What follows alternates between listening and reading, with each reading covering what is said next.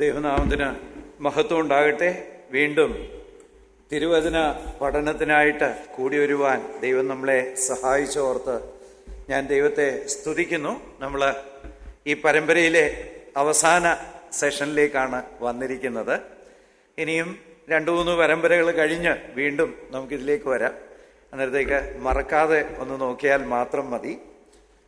നമ്മൾ കഴിഞ്ഞ ദിവസം ചർച്ച ചെയ്തുകൊണ്ടിരുന്ന ചോദ്യം, ജീവവൃക്ഷം, നന്മതിന്മകളെ കുറിച്ചുള്ള അറിവിന്റെ വൃക്ഷം എന്നിവയുടെ ഉദ്ദേശം എന്തായിരുന്നു?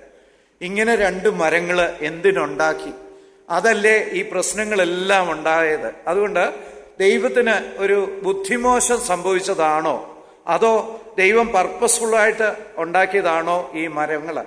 നമ്മൾ കഴിഞ്ഞ ആഴ്ച ചിന്തിച്ചതുപോലെ പരീക്ഷിക്കപ്പെടാത്ത അറിവ്, അനുസരണം മുതലായവയ്ക്ക് യാതൊരു മൂല്യവുമില്ല.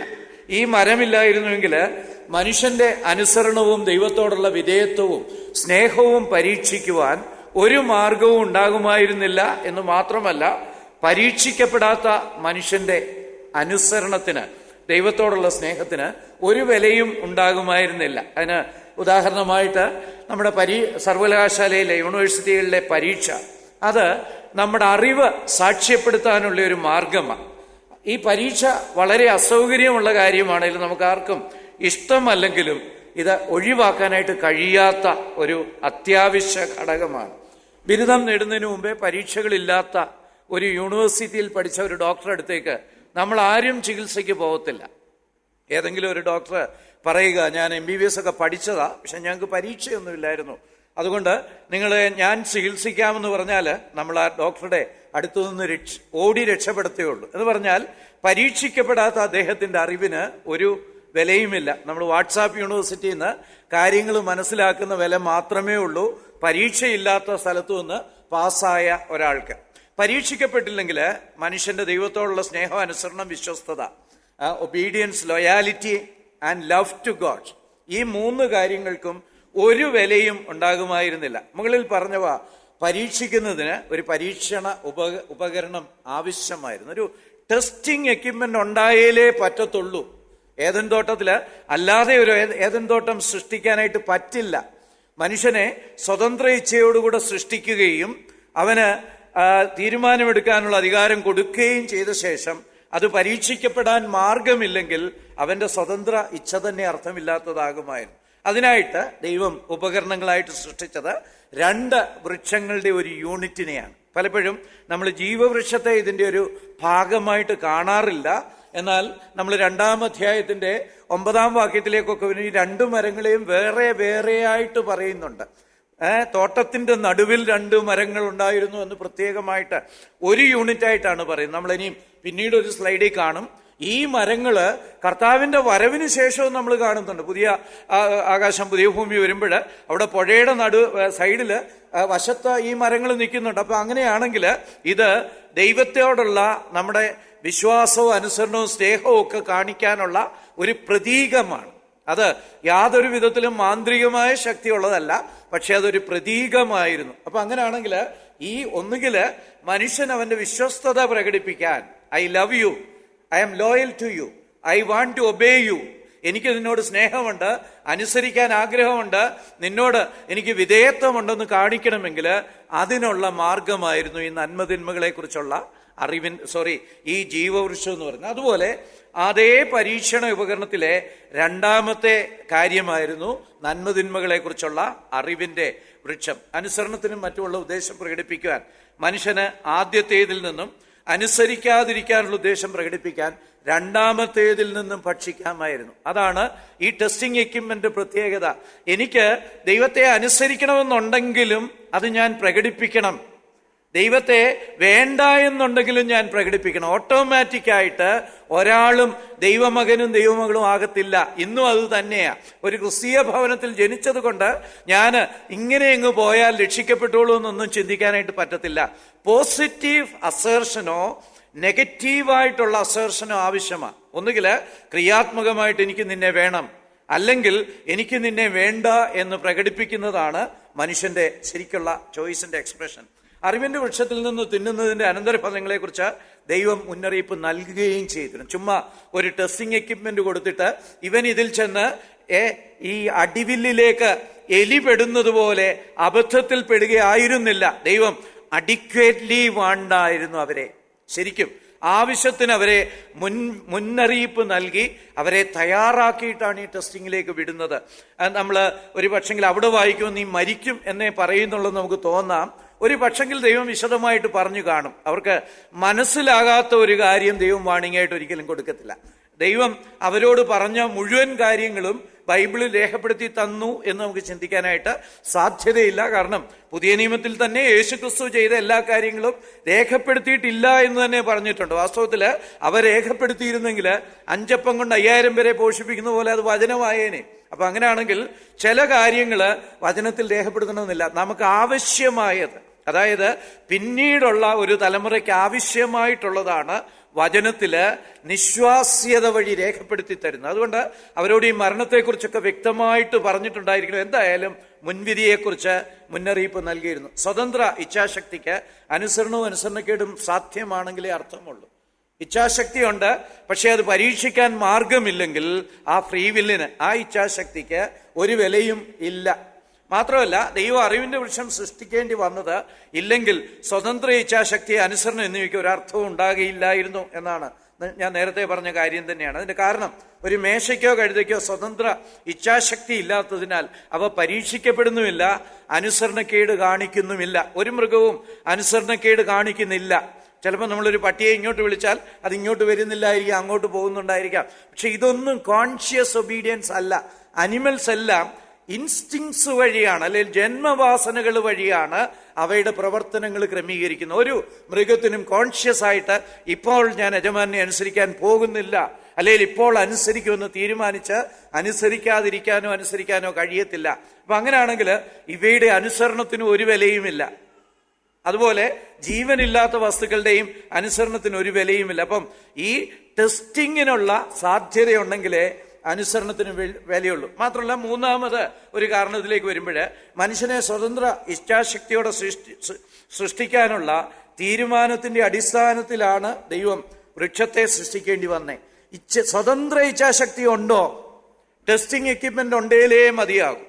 അപ്പം വേണേ നമുക്ക് ചിന്തിക്കാം, അങ്ങനെയാണെങ്കിൽ സ്വതന്ത്ര ഇച്ഛാശക്തിയും വേണ്ട, മനുഷ്യനും വേണ്ട, ടെസ്റ്റിംഗ് എക്യുപ്മെന്റും വേണ്ട എന്ന് ദൈവത്തിന് തീരുമാനിക്കാമായിരുന്നു. പക്ഷേ അങ്ങനെ തീരുമാനിച്ചിരുന്നുവെങ്കിൽ ഈ ലോകത്തിലെ ബെസ്റ്റ് ക്രിയേഷൻ ഉണ്ടാകുമായിരുന്നില്ല. മനുഷ്യനാണ് ഏറ്റവും ഉദാത്തമായ ഈ ലോകത്തിലെ ദൈവത്തിന്റെ സൃഷ്ടി. അപ്പം ദൈവം മനുഷ്യനെ സൃഷ്ടിക്കണമെങ്കിൽ, അതും സ്വതന്ത്ര ഇച്ഛാശക്തിയോടെ സൃഷ്ടിക്കണമെങ്കിൽ പരീക്ഷണത്തിനായിട്ട് മരങ്ങൾ സൃഷ്ടിച്ചേ പറ്റൂ. അപ്പൊ അതുകൊണ്ടാണ് ഈ 2 മരങ്ങളെ സൃഷ്ടിച്ചത്. അതേസമയം ദൈവം സർവജ്ഞാനിയാകിയാൽ മനുഷ്യൻ തന്നെ അനുസരിക്കാതിരിക്കുകയും പാപികളായി തീരുകയും ചെയ്യുമെന്ന് അവൻ അറിയാമായിരുന്നു.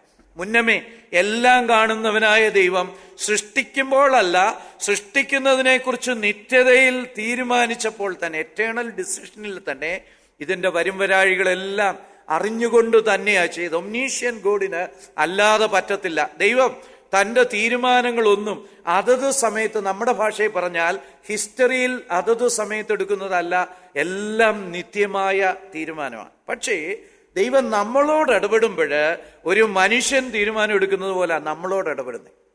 അതും നമ്മൾ എപ്പോഴും ഓർത്തിരിക്കണം. ദൈവം നമ്മളോട് ഇടപെടുമ്പോൾ ഒരു മനുഷ്യനോട് ഇടപെടുന്നത് പോലെ. അപ്പൊ അതുകൊണ്ടാ നമ്മൾ വിശ്വസിച്ചാലേ രക്ഷിക്കപ്പെടത്തുള്ളൂ. ആ വിശ്വാസം എന്ന് പറയുന്നത് ചരിത്രത്തിൽ ഒരു സമയത്ത് നടക്കേണ്ടതാ. ഇപ്പൊ ഞാൻ രക്ഷിക്കപ്പെട്ടാണെങ്കിൽ 1969 ആ ദിവസം മാത്രമേ യഥാർത്ഥമായിട്ട് എന്റെ രക്ഷയുടെ അനുഭവം എനിക്കുള്ളൂ. പക്ഷേ ദൈവത്തെ സംബന്ധിച്ച് എന്റെ രക്ഷ പോലും നിത്യമാണ്. എന്നാൽ മനുഷ്യനോട് ഇടപെടുമ്പം ദൈവം മനുഷ്യന്റെ ഭാഷയിലും മനുഷ്യന്റെ രീതിയിലും മനുഷ്യന്റെ ചിന്താസരണിയും അനുസരിച്ചാണ് ഇടപെടുന്നത്.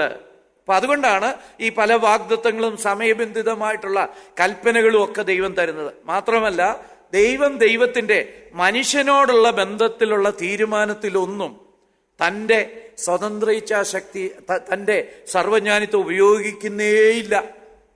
ഇതും നമ്മളൊന്ന് ഓർത്തിരിക്കണം. നമ്മളോടുള്ള ബന്ധത്തിൽ നമുക്ക് നന്മയോ തിന്മയോ വരുന്ന ഒരു കാര്യത്തിലും ദൈവം തൻ്റെ സർവജ്ഞാനിത്വം, നിത്യതയിലുള്ള അറിവ് ഉപയോഗിക്കുന്നില്ല. ഉപയോഗിച്ചാൽ എങ്ങനെ ഇരിക്കും? സൃഷ്ടിക്കാൻ പറ്റുകയില്ലായിരുന്നു. വീണു പോകുക എന്നുള്ള ഒരു ജീവിയെ അറിഞ്ഞുകൊണ്ട് എങ്ങനെ സൃഷ്ടിക്കും? അതുകൊണ്ടാണ് ദൈവം ഇസ്രായേൽ മക്കളോട് പറയുന്നുണ്ട്, നിങ്ങൾ തെറ്റ് ചെയ്താൽ നിങ്ങളെ അടിമത്തത്തിലേക്ക് അയക്കും, അതുകൊണ്ട് നിങ്ങൾ മാനസാന്തരപ്പെടുവീൻ. ദൈവത്തിന് അന്തരമേ അറിയത്തില്ല ഇവർ മാനസാന്തരപ്പെടത്തില്ലെന്ന്. ദൈവത്തിന് അറിയാം. പക്ഷേ ആ അറിവ് വെച്ച് ദൈവം ഒരിക്കലും മനുഷ്യനെ ശിക്ഷിക്കുകയോ രക്ഷിക്കുകയോ ചെയ്യുന്നവനല്ല. ഒരു മനുഷ്യനോട് ഇടപെടുന്നത് പോലെ തന്നെയാണ് ദൈവം ജ്ഞാനസംബന്ധമായി തൻ്റെ തീരുമാനങ്ങളൊക്കെ എടുക്കുന്നത്. അതുകൊണ്ട് ഒരിക്കലും ദൈവം തൻ്റെ സർവ്വജ്ഞാനിത്വത്തിന്റെ അടിസ്ഥാനത്തിൽ തീരുമാനിക്കുകയില്ല. അങ്ങനെ തീരുമാനിക്കുമായിരുന്ന ദൈവം എന്ത് ചെയ്യണം? സൃഷ്ടിക്കാൻ പോലും മെനക്കെടാതെ തൻ്റെ ചിന്തയിൽ മനുഷ്യന്റെ സൃഷ്ടി വരുമ്പം ദൈവത്തിനറിയാം ആരൊക്കെ രക്ഷിക്കപ്പെടുമെന്നല്ലേ.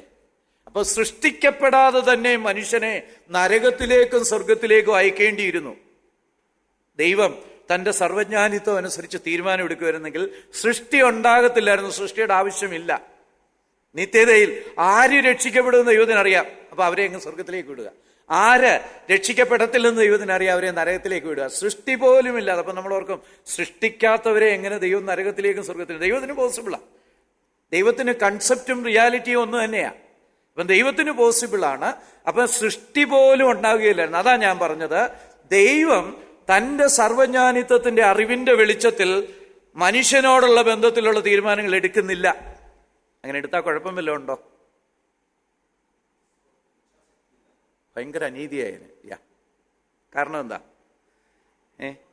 ഇപ്പൊ ഒരു ടീച്ചർ പറയുക, നിനക്ക് 80 മാർക്ക് കിട്ടുമെന്ന് എനിക്കറിയാം, നിനക്ക് 90 കിട്ടുമെന്നറിയാം, നിനക്ക് 30 കിട്ടുള്ളെന്നറിയാമെന്ന് പറഞ്ഞ് മാർക്ക് ഇട്ടാൽ എങ്ങനെ ഇരിക്കും? ടീച്ചറിന്റെ അറിവ് ചിലപ്പം ശരിയായിരിക്കും. കഴിഞ്ഞ 1 വർഷം മുഴുവൻ പഠിപ്പിച്ചതാ. ചില വിദ്വാന്മാർക്ക് നല്ല മുട്ട പുഴുങ്ങി കൊടുക്കണമെന്ന് ടീച്ചറിനറിയാം. അതും പ്രത്യേകിച്ച് കണക്ക് ക്ലാസ്സിലല്ലേ. മുട്ട കിട്ടുന്ന അനേകരുണ്ട്. അപ്പം ടീച്ചർ അങ്ങ് ഡിക്ലെയർ ചെയ്യുക, പരീക്ഷയൊന്നും നടന്നില്ല, എനിക്കറിയാം. നീതിയാകുമോ? നീതിയാകത്തില്ല. ദൈവം നീതിമാനും കൂടാ. നീതിമാനായ ദൈവം തൻ്റെ ചിന്തയുടെ അടിസ്ഥാനത്തിൽ ആളുകളെ കുറ്റം വിധിക്കാനോ നീതീകരിക്കാനോ പോലും മെനക്കെടത്തില്ല. അവിടെയാണ് ദൈവത്തിന്റെ നീതിയുടെ ആ ബ്യൂട്ടി. റൈച്ചസ് ഗോഡ് എന്നൊക്കെ നമ്മൾ പറയുമ്പോൾ നമ്മൾ പലപ്പോഴും വിചാരിക്കും ഇങ്ങനെ വടിയുമായിട്ട് നിൽക്കുക അടിക്കാനായിട്ട്. അങ്ങനെ ആയിരുന്നെങ്കിൽ ദൈവത്തിന് വേണമെങ്കിൽ സൃഷ്ടിക്ക് മുമ്പേ നമ്മളെയൊക്കെ സ്വർഗത്തിലോ നരകത്തിലോ ഒക്കെ വിടാമായിരുന്നു. നമുക്ക് അവസരങ്ങൾ തരാതെ നമ്മളെ കുറ്റം വിധിക്കുകയോ ന്യായീകരിക്കുകയോ ചെയ്യാൻ ദൈവം ഒരിക്കലും ചെയ്യത്തില്ല. ദൈവം അബ്സല്യൂട്ട്ലി റൈച്ചസാ. ദൈവത്തിന്റെ ഒരു കാര്യത്തെ ഒരു മനുഷ്യന് ഒരു സൃഷ്ടിക്കും ചോദ്യം ചെയ്യാൻ പറ്റില്ല. പിശാചിനു പോലും കഴിയത്തില്ല. അതുകൊണ്ടാ ഫിലിപ്പി ലേഖനം 2:10 പറഞ്ഞിരിക്കുന്നത്, സകല മുഴങ്കാലും മടങ്ങും. Yes, you are righteous, you are loving. ഇങ്ങനെ പറഞ്ഞിട്ടാ നരകത്തിൽ പോലും പോകുന്നത്. സമ്മതമാം വണ്ണം വിധിക്കുന്നവനായ നീതിമാനായ ദൈവമാണ്. അപ്പം ദൈവത്തിന് ഇത് നേരത്തെ അറിയാം. പക്ഷേ ആ അറിവ് വെച്ച് ദൈവം ഒരിക്കലും വിധിക്കത്തില്ല. മറിച്ച് പരീക്ഷിച്ച്, കൊള്ളാം, നീ വിജയിയായി തീർന്നിരിക്കുന്നു അല്ലെങ്കിൽ നീ പരാജിതനായി തീർന്നിരിക്കുന്നു എന്ന് പറഞ്ഞിട്ടേ ദൈവത്തിന് മനുഷ്യന് പ്രതിഫലമോ ശിക്ഷയോ കൊടുക്കാൻ കഴിയത്തുള്ളൂ. വീഴ്ച മാത്രമല്ല, ദൈവത്തിന് ഇങ്ങനെ ഒരു സ്കീം ഇട്ടപ്പോഴ് ഇതൊക്കെ പറ്റുമെന്നറിയാമെങ്കിലും എന്തുകൊണ്ട് ദൈവം മനുഷ്യനെയും മനുഷ്യന് ഫ്രീവില്ലിനെയും അതേസമയം തന്നെ ഫ്രീവില്ല് പരീക്ഷിക്കാൻ മരത്തെയും സൃഷ്ടിച്ചു? ഈ 3 കാര്യങ്ങളെയും സൃഷ്ടിക്കരുതായിരുന്നു എന്ന് പറയുന്ന നിരീശ്വരന്മാരൊക്കെ ഉണ്ട്. പക്ഷേ ദൈവത്തിന് അറിയായിരുന്നു ഇവനെ വീണ്ടെടുക്കാൻ പറ്റും. നമ്മൾ ഒരു കാർ മേടിക്കുമ്പോൾ അതിന് കേടുവരുമെന്ന് അറിയാം. എൻ്റെ വണ്ടി ഇപ്പോഴും വർഷമൊക്കില്ല. പക്ഷെ എന്നാലും എന്തുകൊണ്ട് കാശ് കൊടുത്ത് നമ്മളങ്ങനെയുള്ള കേടുവരുന്ന കാറ് മേടിക്കുന്നു? റിപ്പയർ ചെയ്യാമെന്ന് അറിയാവുന്നത് കൊണ്ടാണ്. നമ്മുടെ ദൈവത്തിനും ഇവർ വീണുപോകും, ശരിയാണ്. ഇവരെ വീണ്ടെടുക്കാൻ എനിക്കറിയാം. I am ready to pay the maximum for that. അങ്ങേയറ്റത്തെ വില. സ്നേഹത്തിൽ ഞാനുമായി ഒന്നായിരിക്കുന്ന എന്റെ പുത്രനെ ബലിയായിട്ട് കൊടുത്തുപോലും ഇവരെ വീണ്ടെടുക്കാൻ ഞാൻ തയ്യാറാ. അങ്ങനെ പറ്റും എന്ന് ദൈവത്തിന് അറിയാമായിരുന്നു. അതുകൊണ്ടാണ് ദൈവം ഈ മരത്തെയും ഈ പരീക്ഷണത്തെയൊക്കെ സൃഷ്ടിച്ചത്. എല്ലാ നിഷ്കളങ്കതയിലും 4-മത്തെ കാര്യം, എല്ലാ നിഷ്കളങ്കതയിലും ആദം ആയിരുന്നതിനേക്കാൾ വളരെ ഉയർന്ന അവസ്ഥയാണ് മനുഷ്യന് ലഭിക്കാൻ പോകുന്നത്. അത് ദൈവത്തിന്റെ എക്കോണമിയാണ്. നമുക്കൊരിക്കലും മനസ്സിലാകത്തില്ല. പക്ഷേ ഇത് നമ്മളും പ്രാക്ടീസ് ചെയ്യുന്നുണ്ട്. അതാണ് കഴിഞ്ഞ ആഴ്ച നമ്മൾ ആടിന്റെ കഥയൊക്കെ കണ്ടത്. കയ്യിലുള്ള 99 വിട്ടിട്ട് നഷ്ടപ്പെട്ടതിനെ തെരഞ്ഞു പോകുന്നവനായ ഒരു ദൈവം. ദൈവത്തിന്റെ സ്നേഹമെന്നുള്ള ആ ഒരു പ്രതിഭാസത്തിന്റെ അതിന്റെ റിസൾട്ടാണ്, അതിന്റെ ഫലമാണിത്.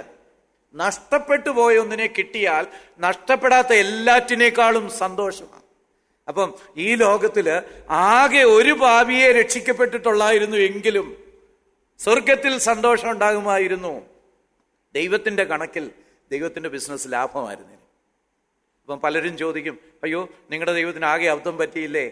ഇത്രായിരം കോടി പേര് നരകത്തിലും മെജോറിറ്റി നരകത്തിലും ഒരു മൈനോറിറ്റി ഏതാനും കോടികൾ മാത്രം സ്വർഗത്തിലും. ഇല്ല, ഒരു പാപി രക്ഷിക്കപ്പെട്ടാൽ തന്നെ സ്വർഗത്തിൽ സെലിബ്രേഷനാ. കണ്ടുപിടിച്ചു, തിരികെ കിട്ടി, തോളിലേന്തി. സ്നേഹവാനായ ദൈവത്തിന്റെ അയ്യോ എന്തോ ഒരു അത്ഭുത സ്നേഹമാണ്. ആ സ്നേഹത്തിന്റെ ഒരംശം ഉള്ളത് കൊണ്ടാണ് ഒരാട്ടിടയൻ പോലും നഷ്ടപ്പെട്ട ഒരാടിനെ കിട്ടിയാൽ അതിനെ തോളിൽ വെച്ച് ഡാൻസ് കളിക്കുന്നത്. അല്ലേ, 10 ദ്രഹ്മയിൽ ഒന്ന് പോയാൽ അത് തിരിച്ചു കിട്ടിയാൽ ആ 1 ദ്രഹ്മയുടെ അനേകം മടങ്ങ് വിലയുള്ള കാശ് മുടക്കി അത് ആഘോഷിക്കാൻ ഒരു സ്ത്രീ മെനക്കെടുന്ന അതുകൊണ്ടാ. അല്ലെ, വീട്ടിൽ അടങ്ങി ഒതുങ്ങി കഴിഞ്ഞിരുന്ന ഒരു മകനേക്കാളും തിരികെ കിട്ടിയ മകന്റെ ആഗമനം, പുനരാഗമനം ആഘോഷിക്കുന്ന പിതാവിന്റെ സ്നേഹം. നമ്മൾ ഈ ദൈവത്തിന്റെ സ്നേഹത്തിന്റെ ഒരു അംശം ഒന്ന് ഗ്രഹിച്ചിരുന്നു എങ്കിൽ ഈ പ്രപഞ്ചത്തിൽ ഒരാളെങ്കിലും രക്ഷിക്കപ്പെട്ടാൽ എന്റെ ബിസിനസ് ലാഭത്തിലാണെന്ന് കരുതുന്ന അബ്സല്യൂട്ട് ലവ് ആയിട്ടുള്ള, നമ്മുടെ ഇടയനൊക്കെ അബ്സല്യൂട്ട് ലവ് ഒന്നുമല്ല, അല്ലെങ്കിൽ ആ സ്ത്രീ അബ്സല്യൂട്ട് ലവ് അല്ല, ആ പിതാവ് അബ്സല്യൂട്ട് ലവ് ഒന്നുമല്ല, ആ ദൈവത്തിന്റെ സ്നേഹത്തിന്റെ വിസ്തൃതി ഒന്ന് കണ്ടിരുന്നെങ്കിൽ, കർത്താവേ ഞാൻ മാത്രമേ ഈ ഭൂമിയിൽ ഉള്ളായിരുന്നുവെങ്കിൽ പോലും നീ നിന്റെ പുത്രനെ എനിക്ക് പകരമായിട്ട് കൊല്ലുമായിരുന്നു. അല്ല, ഞാൻ മാത്രമേ രക്ഷിക്കപ്പെടുമായിരുന്നുള്ളെങ്കിൽ പോലും നീ നിന്റെ പുത്രനെ കൊന്നെന്നെ വീണ്ടെടുക്കുമായിരുന്നു. കർത്താവേ നിന്റെ സ്നേഹം എത്ര വലിയതാ അല്ലേ? ഇതൊക്കെ നമ്മളെ ആരാധനയ്ക്കായിട്ട് എത്രയോ പ്രേരിപ്പിക്കേണ്ട കാര്യമോ. ഇത്ര വലിയ ഒരു സ്നേഹവാനായ ദൈവത്തിന്റെ കുഞ്ഞുങ്ങളായി തീരാൻ കഴിയുന്നു എന്നുള്ളത്. നമ്മൾ ആടിനെ തോളിലെടുക്കുന്ന ഇടയന്റെ പടമ. വീണ്ടും ജനിച്ച ഒരു മനുഷ്യന്റെ മൂല്യം നശിച്ചു പോകുന്ന കോടികളുടെ മൂല്യത്തെക്കാൾ ദൈവത്തെ സംബന്ധിച്ച് വലുതാ. അതുകൊണ്ട് God's business is always on profit. ദൈവത്തിന്റെ ബാലൻസ് ഷീറ്റ് എപ്പോഴും ബ്ലാക്കില, ഒരിക്കലും അത് നഷ്ടത്തിലേക്ക് പോകത്തില്ല. ഇനി അടുത്ത ചോദ്യത്തിലേക്ക് വരാം. കഴിഞ്ഞ ആഴ്ച സൈസാറാണെന്ന് ചോദിച്ച ചോദ്യമായിരുന്നു, അനുസരണത്തെ പരീക്ഷിക്കാൻ വൃക്ഷങ്ങൾ ഉചിതമായ ഉപകരണങ്ങളായിരുന്നുവോ? ചോദ്യങ്ങളുണ്ടെങ്കിൽ ചോദിക്കുക, ഇടയ്ക്ക് എപ്പം വേണേ ചോദിക്കാം. ഓക്കെ, അനുസരണത്തെ പരീക്ഷിക്കാൻ ഏറ്റവും പറ്റിയ ഉപകരണം ആയിരുന്നോ ഇത്? വേറെ വല്ലതും പോരായിരുന്നു? എന്താ ഈ മരത്തെ സൃഷ്ടിച്ചേ? Was it the best equipment? ഇതിന് എന്ത് ദൈവത്തിന് അതോ എന്തെങ്കിലുമൊക്കെ ഒന്നുണ്ടാക്കി ഒരു ചെപ്പടി വിദ്യയൊക്കെ കാണിച്ചങ്ങ് പരീക്ഷിക്കായിരുന്നു? അല്ല, ഇതായിരുന്നു ടെസ്റ്റിങ്ങിന് ഏറ്റവും പറ്റിയ എക്യുപ്മെന്റ്. അല്ലെങ്കിൽ മനുഷ്യന്റെ അനുസരണം പരീക്ഷിക്കാനായിട്ട് ബെസ്റ്റ് മെത്തേഡാണ് ദൈവം ഉപയോഗിച്ചത്. പരീക്ഷണോപകരണം മനുഷ്യനെ ബലപ്രയോഗത്തിലൂടെ അനുസരിക്കാനോ അനുസരണക്കേട് കാണിക്കാനോ ഇടയാക്കുന്നത് ഒന്നായിരിക്കരുത്. ഇതാണ് ഈ ടെസ്റ്റിംഗ് എക്യുപ്മെന്റിന്റെ പ്രധാന ക്വാളിഫിക്കേഷൻ. എന്താ? കഴുത്തിന് പിടിച്ച് ചെയ്യടാന്നും പറഞ്ഞ്, അല്ലെങ്കിൽ തോക്ക് ചൂണ്ടി എന്നെ അനുസരിക്കടാന്നും പറഞ്ഞ് തെറ്റ് ചെയ്യിക്കാനോ നന്മ ചെയ്യിക്കാനോ പോലും പറ്റരുത്. പലരും ചോദിക്കും, രക്ഷിക്കപ്പെടാൻ ഹൃദയത്തിൽ അങ്ങ് വിശ്വസിച്ചാൽ പോരെ? ഹൃദയത്തിൽ വിശ്വസിച്ചാൽ മാത്രം പോരെ? ഏറ്റു പറയണോ? അല്ലേ ചിലർ പറയും പ്രകടനം വേണം. ചിലർ പറയും, യൂണിവേഴ്സലിസത്തിന്റെ വക്താക്കൾ പറയും, യൂണിവേഴ്സലിസം എന്ന് പറഞ്ഞാൽ നിങ്ങൾക്ക് അറിയാം, ലോകത്തിലുള്ള സകലരും രക്ഷിക്കപ്പെട്ടിരിക്കുക, അതിന് ഏറ്റുപറച്ചിലും വിശ്വാസം ഒന്നും ആവശ്യമില്ലെന്ന് അവർ പറയുന്നത്. അവരുടെ ഉപദേശം എന്താണെന്ന് ചോദിച്ചാൽ, യേശുക്രിസ്തു എല്ലാവരുടെയും പാപത്തിനു വേണ്ടി മരിച്ചു, ഇനി എല്ലാവരും രക്ഷിക്കപ്പെട്ടിരിക്കുന്നു. എന്തിന് ഈ ഏറ്റുപറയുന്ന വ്യവസ്ഥിതിയൊക്കെ വെച്ചിരിക്കുന്നു? എന്തിനു വിശ്വസിക്കണം? കൊടുത്തു കഴിഞ്ഞില്ലേ? നമ്മുടെ പാപത്തിന്റെ കടം മുഴുവൻ കൊടുത്തു തീട്ടിയില്ലേ? റാൻസം കൊടുത്തു തീർന്നില്ലേ? ഇനി എന്തിനു ഈ ഏറ്റുപറച്ചില് എന്ന് ചോദിക്കുന്ന ആൾക്കാരുണ്ട് അല്ലേ? യൂണിവേഴ്സലിസം. എന്താ ഉത്തരം? അനുസരിക്കാനോ അനുസരിക്കാതിരിക്കാനോ ഫോഴ്സ് ചെയ്യാനായിട്ട് പറ്റത്തില്ല. കാരണം നമുക്ക് ഫ്രീ വില്ലുണ്ട്, സ്വതന്ത്ര ഇച്ഛയുണ്ട്. എപ്പോൾ നന്മയോ തിന്മയോ നമ്മുടെ മേൽ അടിച്ചേൽപ്പിക്കുന്നു, ആ നിമിഷത്തിൽ നമ്മളെ മൃഗവൽക്കരിക്കുക, മൃഗമാക്കി മാറ്റുക, അല്ലെങ്കിൽ ഒരു മെഷീനാക്കി മാറ്റുക. യേശുക്രിസ്തുവിന്റെ രക്ഷ തന്നെ ലോകത്തിലെല്ലാവരെയും അടിച്ചേൽപ്പിച്ചിരുന്നു എങ്കിൽ ആ നിമിഷത്തിൽ മനുഷ്യനെ മൃഗവൽക്കരിക്കുകയായിരുന്നേനെ, ഒരു കഴുതയെ പോലെ ആക്കുകയായിരുന്നേനെ. കഴുതയ്ക്ക് എപ്പോഴും പുല്ല് കൊടുക്കണമെന്ന് ആരാ തീരുമാനിക്കുന്നത്? യജമാനാ. എപ്പോഴാ വെള്ളം കൊടുക്കണമെന്ന് ആരാ തീരുമാനിക്കുന്നത്? യജമാനാ അല്ലേ? ഇതിനെ വിറ്റുകളയണോ, അല്ലെ ഒരു കാളയാണെങ്കിൽ ഇതിനെ കൊന്നു തിന്നണോ, ഇതൊക്കെ യജമാനാ തീരുമാനിക്കുന്നത്. മനുഷ്യനെ സംബന്ധിച്ച് അവന് നന്മയും തിന്മയും അനുഭവിക്കുന്നത് സ്വന്തം ഇച്ഛാശക്തിയെ അടിസ്ഥാനമാക്കി വേണമെന്ന് ദൈവത്തിന് നിർബന്ധമുണ്ട്. അതുകൊണ്ടാണ് വിശ്വസിക്കണമെന്നും വിശ്വസിച്ചാൽ മാത്രം പോരെ ഏറ്റു പറയണമെന്നൊക്കെയുള്ള നിർബന്ധം ദൈവത്തിന്. നന്മ പോലും അടിച്ചേൽപ്പിക്കാൻ ദൈവം ഇഷ്ടപ്പെടുന്നില്ല. കാരണം ദൈവം അങ്ങനെ ചെയ്തു പോയാൽ മനുഷ്യനെ ഒരു മേശയോ കസേരയോ പോലെ ആക്കി മാറ്റുകയായിരിക്കും ഫലം. ദൈവത്തിന് അതിന് താല്പര്യമില്ല. അപ്പം ഈ പരീക്ഷണോപകരണത്തിനും ഇതേ കണ്ടീഷൻ തന്നെയാണ്. കഴുത്തിന് പിടിച്ച് ഞെക്കിയിട്ട് ഇങ്ങനെ ചെയ്തു അല്ലെ കൊന്നുകളയും എന്ന് പറയുന്ന ഒരു പരീക്ഷണോപകരണം പറ്റത്തില്ല. പക്ഷേ ഈ പരീക്ഷണോപകരണം ആകർഷിക്കത്തക്കതുമായിരിക്കണം, അല്ലേ? എന്താ, ഇന്നലെ ഏതോ ഒരു ഏതോ സ്കങ്ക് എന്നും പറഞ്ഞൊരു ജീവിയെ കുറിച്ച് കണ്ടു. സ്കങ്ക് പുള്ളി നമ്മൾ ഈ ദേഹത്ത് സ്പ്രേ അടിക്കുന്ന പോലെ പുള്ളി ഒരു സ്പ്രേ അടിക്കും. ഭയങ്കര നാറ്റോ, 2 കിലോമീറ്റർ അകലെ വരെ കേൾക്കാം. ഇതിനെ പിടിച്ചു വരാൻ പോകുന്ന സിംഹത്തിന്റെ മുന്നേ പോലും പുള്ളി സ്പ്രേ അടിച്ചു കഴിഞ്ഞാൽ സിംഹമൊക്കെ ഓടുന്ന ഓട്ടം കാണണം. അതിലൊരു വീഡിയോ അതിനകത്ത് കണ്ടതാണ്. സ്കങ്ക് അല്ലേ? അതുപോലെ ഒരു പരീക്ഷണോപകരണമാണ്. ഈ മരത്തിന്റെ അടുത്തേക്ക് ചെല്ലുമ്പോഴത്തേക്ക് മരം വികർഷിക്കുക, ഓടിച്ചു കളയുക. നല്ല പരീക്ഷണോപകരണമാണോ? അതും പറ്റത്തില്ല. 1 കിലോമീറ്റർ ഉള്ളിൽ വന്നാൽ ഷോക്കടിച്ച് മരിക്കും എന്നുള്ള അവസ്ഥയാണ്. പിന്നെ പഴം പറിച്ച് തിന്നാൻ പറ്റത്തില്ല. ഈ ഉപകരണത്തിന് 2 ഗുണങ്ങൾ വേണം. ഒന്ന്, ഇത് ബലമായിട്ട് ശരിയോ തെറ്റോ ചെയ്യിപ്പിക്കാൻ പാടില്ല. 2, ഇത് പേടിപ്പിച്ചകറ്റാനും പാടില്ല. മറിച്ച് ആകർഷിച്ചടുത്തേക്ക് കൊണ്ടുവരണം. It should be alluring. ഇത് ആകർഷിക്കത്തക്കതായിരിക്കണം. അതേസമയം തന്നെ ബലമായിട്ട് തെറ്റോ ശരിയോ ചെയ്യിപ്പിക്കുന്ന ആകരുത്. ഓക്കെ? ഒരു പരീക്ഷയിലെ എല്ലാ കമ്പ്യൂട്ടർ അധിഷ്ഠിത ഒബ്ജക്റ്റീവ് ചോദ്യങ്ങളും ഏത് അടയാളപ്പെടുത്തിയാലും തനിയെ ശരിയായതോ തെറ്റായതോ ആയ ഉത്തരങ്ങളിലേക്ക് നയിക്കുമെങ്കിൽ ആ പരീക്ഷ ന്യായമാണോ? ഏതിൽ ഞെക്കിയാലും തെറ്റിലേക്കേ പോവുള്ളൂ. അങ്ങനെ ചില പ്രക്രിയകൾ ഇന്ത്യയിലുണ്ടല്ലേ? ചില ഇലക്ഷനിലൊക്കെ അങ്ങനെ ആളുകൾ പറയാറുണ്ട്, ഏതിൽ ഞെക്കിയാലും ഏതോ ഒരു സിമ്പിളിലേക്കൊക്കെ പോകുന്നെന്ന് പറയുന്നു. അപ്പൊ നമ്മളെന്നെ പറയും അത് അനീതിയാന്ന് പറയില്ലേ? ആ പരീക്ഷണം ശരിയല്ല. മനസ്സിലായി? അപ്പം ഈ ഒരു പരീക്ഷയിലെ എല്ലാ കട്ടകളും ഒരുപോലെ, ഒരു കമ്പ്യൂട്ടറിലെ എല്ലാ കട്ടകളും തെറ്റുത്തരത്തിലേക്ക് നയിക്കുന്നതാണ് ഒബ്ജക്റ്റീവ് ടെസ്റ്റിംഗിൽ. ആ ടെസ്റ്റ് കൊള്ളത്തില്ല.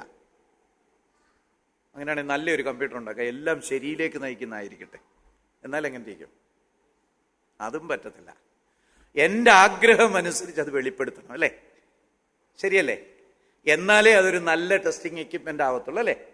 അല്ലെ, ഞാനൊരു പേന മേടിച്ചു, അത് കണക്കെഴുതാൻ ഭയങ്കര കഴിവുള്ളതാണ്. 4 - 3 എത്രയെന്ന് ചോദിച്ചാൽ ഞാൻ എഴുതി വരും, പേന തന്നെ 7 എഴുതും. പിന്നെ എനിക്ക് മാർക്ക് തരണോ? പേനയ്ക്ക് മാർക്ക് കൊടുത്താൽ മതി, അല്ലേ? അപ്പം പരീക്ഷണോപകരണം ഒരു വശത്ത് ബലമായിട്ട് കീഴടക്കരുത്, മറുവശത്ത് ആകർഷിക്കാൻ പ്രാപ്തവുമായിരിക്കണം, അട്രാക്ട് ചെയ്യുന്നതായിരിക്കണം, അലൂറ് ചെയ്യുന്നതായിരിക്കണം. ഓക്കെ, മനുഷ്യന് സ്വന്തം ഇച്ഛാശക്തി ബോധപൂർവ്വം ഉപയോഗിച്ചുകൊണ്ട് പ്രലോഭനത്തെ അതിജീവിക്കുകയോ വിധേയപ്പെടുകയോ ചെയ്യത്തക്ക വിധത്തിൽ വശീകരിക്കാനോ പ്രലോഭിപ്പിക്കാനോ കഴിയുന്നതൊന്നായിരിക്കണം പരീക്ഷണോപകരണം. ഒന്നുകിൽ എന്നെ അട്രാക്ട് ചെയ്യാൻ കഴിയണം, അട്രാക്ട് ചെയ്തിട്ട് എന്നെ പാപം ചെയ്യിപ്പിക്കാൻ കഴിയണം, അല്ലെങ്കിൽ അട്രാക്ട് ചെയ്യണം പക്ഷേ എനിക്ക് ആ പ്രലോഭനത്തെ അതിജീവിക്കാൻ കഴിയണം. അതാ പ്രലോഭനം എന്ന് പറയുന്നത്. ആകർഷിക്കുന്നുണ്ട്, പക്ഷെ ഒരുത്തന് വേണേ മനഃപൂർവ്വം കീഴടങ്ങാതിരിക്കാം, അതിജീവിക്കാം. അല്ലെങ്കിൽ ഒരുത്തന് വേണമെങ്കിൽ മനഃപൂർവ്വം കീഴടങ്ങാം. അങ്ങനെ ഒരു പരീക്ഷണോപകരണമാണ് ഏദൻ തോട്ടത്തിൽ വേണ്ടത്. പരീക്ഷണോപകരണം ബലപ്രയോഗത്തിലൂടെ പ്രവർത്തിക്കുന്നതാണെങ്കിൽ സ്വതന്ത്ര ഇച്ഛയ്ക്ക് അർത്ഥമില്ല, ഞാൻ പറഞ്ഞല്ലോ. കൂടാതെ പരീക്ഷണത്തിന്റെ രൂപകൽപ്പന ചെയ്ത ആള് ഫലത്തിന് ഉത്തരവാദിയായിരിക്കും. ഒരു പരീക്ഷണോപകരണം ഉണ്ടാക്കി എല്ലാ കട്ടകളും ശരി ഉത്തരത്തിലേക്ക് നയിച്ചു, എനിക്ക് 100-ൽ 100 കിട്ടി. പക്ഷേ അതിൻ്റെ ഉത്തരവാദിത്വം പരീക്ഷ നടത്തിയ ആളിനെ, എനിക്കല്ല. അതുപോലെ തിരിച്ച് എനിക്ക് 100-ൽ 0 കിട്ടി, അതിനും ഞാൻ ഉത്തരവാദിയല്ല. എന്ന് പറഞ്ഞാൽ ഫെയറായിട്ടുള്ള ഒരു ടെസ്റ്റിംഗ് എക്യുപ്മെന്റ് തന്നിരുന്നില്ലെങ്കിൽ ഗോഡ് വുഡ് ഹാവ് ഫെയിൽഡ്. ദൈവം പരാജയപ്പെട്ടു പോകുമായിരുന്നു. ദൈവത്തിന്റെ മിസ്റ്റേക്ക് ആയിരുന്നതിനെ മനുഷ്യൻ ചെയ്യുന്ന മിസ്റ്റേക്ക്. അപ്പം അങ്ങനെയൊരു നല്ല ന്യൂട്രലായിട്ടുള്ള വൃക്ഷം വേണം. ഈ വൃക്ഷങ്ങള് വശീകരിക്കാൻ പര്യാപ്തമാണ്. 3:6 പറഞ്ഞിട്ടുണ്ട്, തോട്ടത്തിലെ വൃക്ഷങ്ങളെല്ലാം മത്സരിക്കാൻ 3:6 ഈ നന്മതിന്മകളെ കുറിച്ചുള്ള വൃക്ഷം വശീകരിക്കാൻ പര്യാപ്തമായിരുന്നു. അതേ സമയത്ത് തന്നെ ബലപ്രയോഗത്തിലൂടെ പാപം ചെയ്യിപ്പിക്കത്തുമില്ലായിരുന്നു. മരത്തിന്റെ കീഴേ കൂടെ പോയപ്പം മരത്തിന്റെ ഒരു കമ്പ് ഇങ്ങനെ എൻ്റെ കഴുത്തിന്റെ ചുറ്റും വലിച്ചു ചുറ്റി ആപ്പിള് അല്ലെങ്കിൽ പഴം എന്നെ കൊണ്ട് തീറ്റിപ്പിച്ചു എന്നൊരുത്തർക്കും പറയാൻ പറ്റുകയില്ല. അതിനാ പറയാൻ പറ്റാത്ത? അത് ഇല്ലോജിക്കല, യുക്തിസഹമല്ല. ഒരുത്തൻ അങ്ങനെ ഒരു എക്സ്ക്യൂസ് ദൈവത്തോട് പറഞ്ഞാലും അവനും ബോധ്യമാകില്ല, കേൾക്കുന്നവർക്കും ബോധ്യമാകില്ല. അതുകൊണ്ട് ആരും ആ എക്സ്ക്യൂസ് പറയത്തില്ല. അപ്പം സാറേ, ഈ മരം നല്ലൊരു ടെസ്റ്റിംഗ് എക്യുപ്മെന്റ് ആയിരുന്നോ?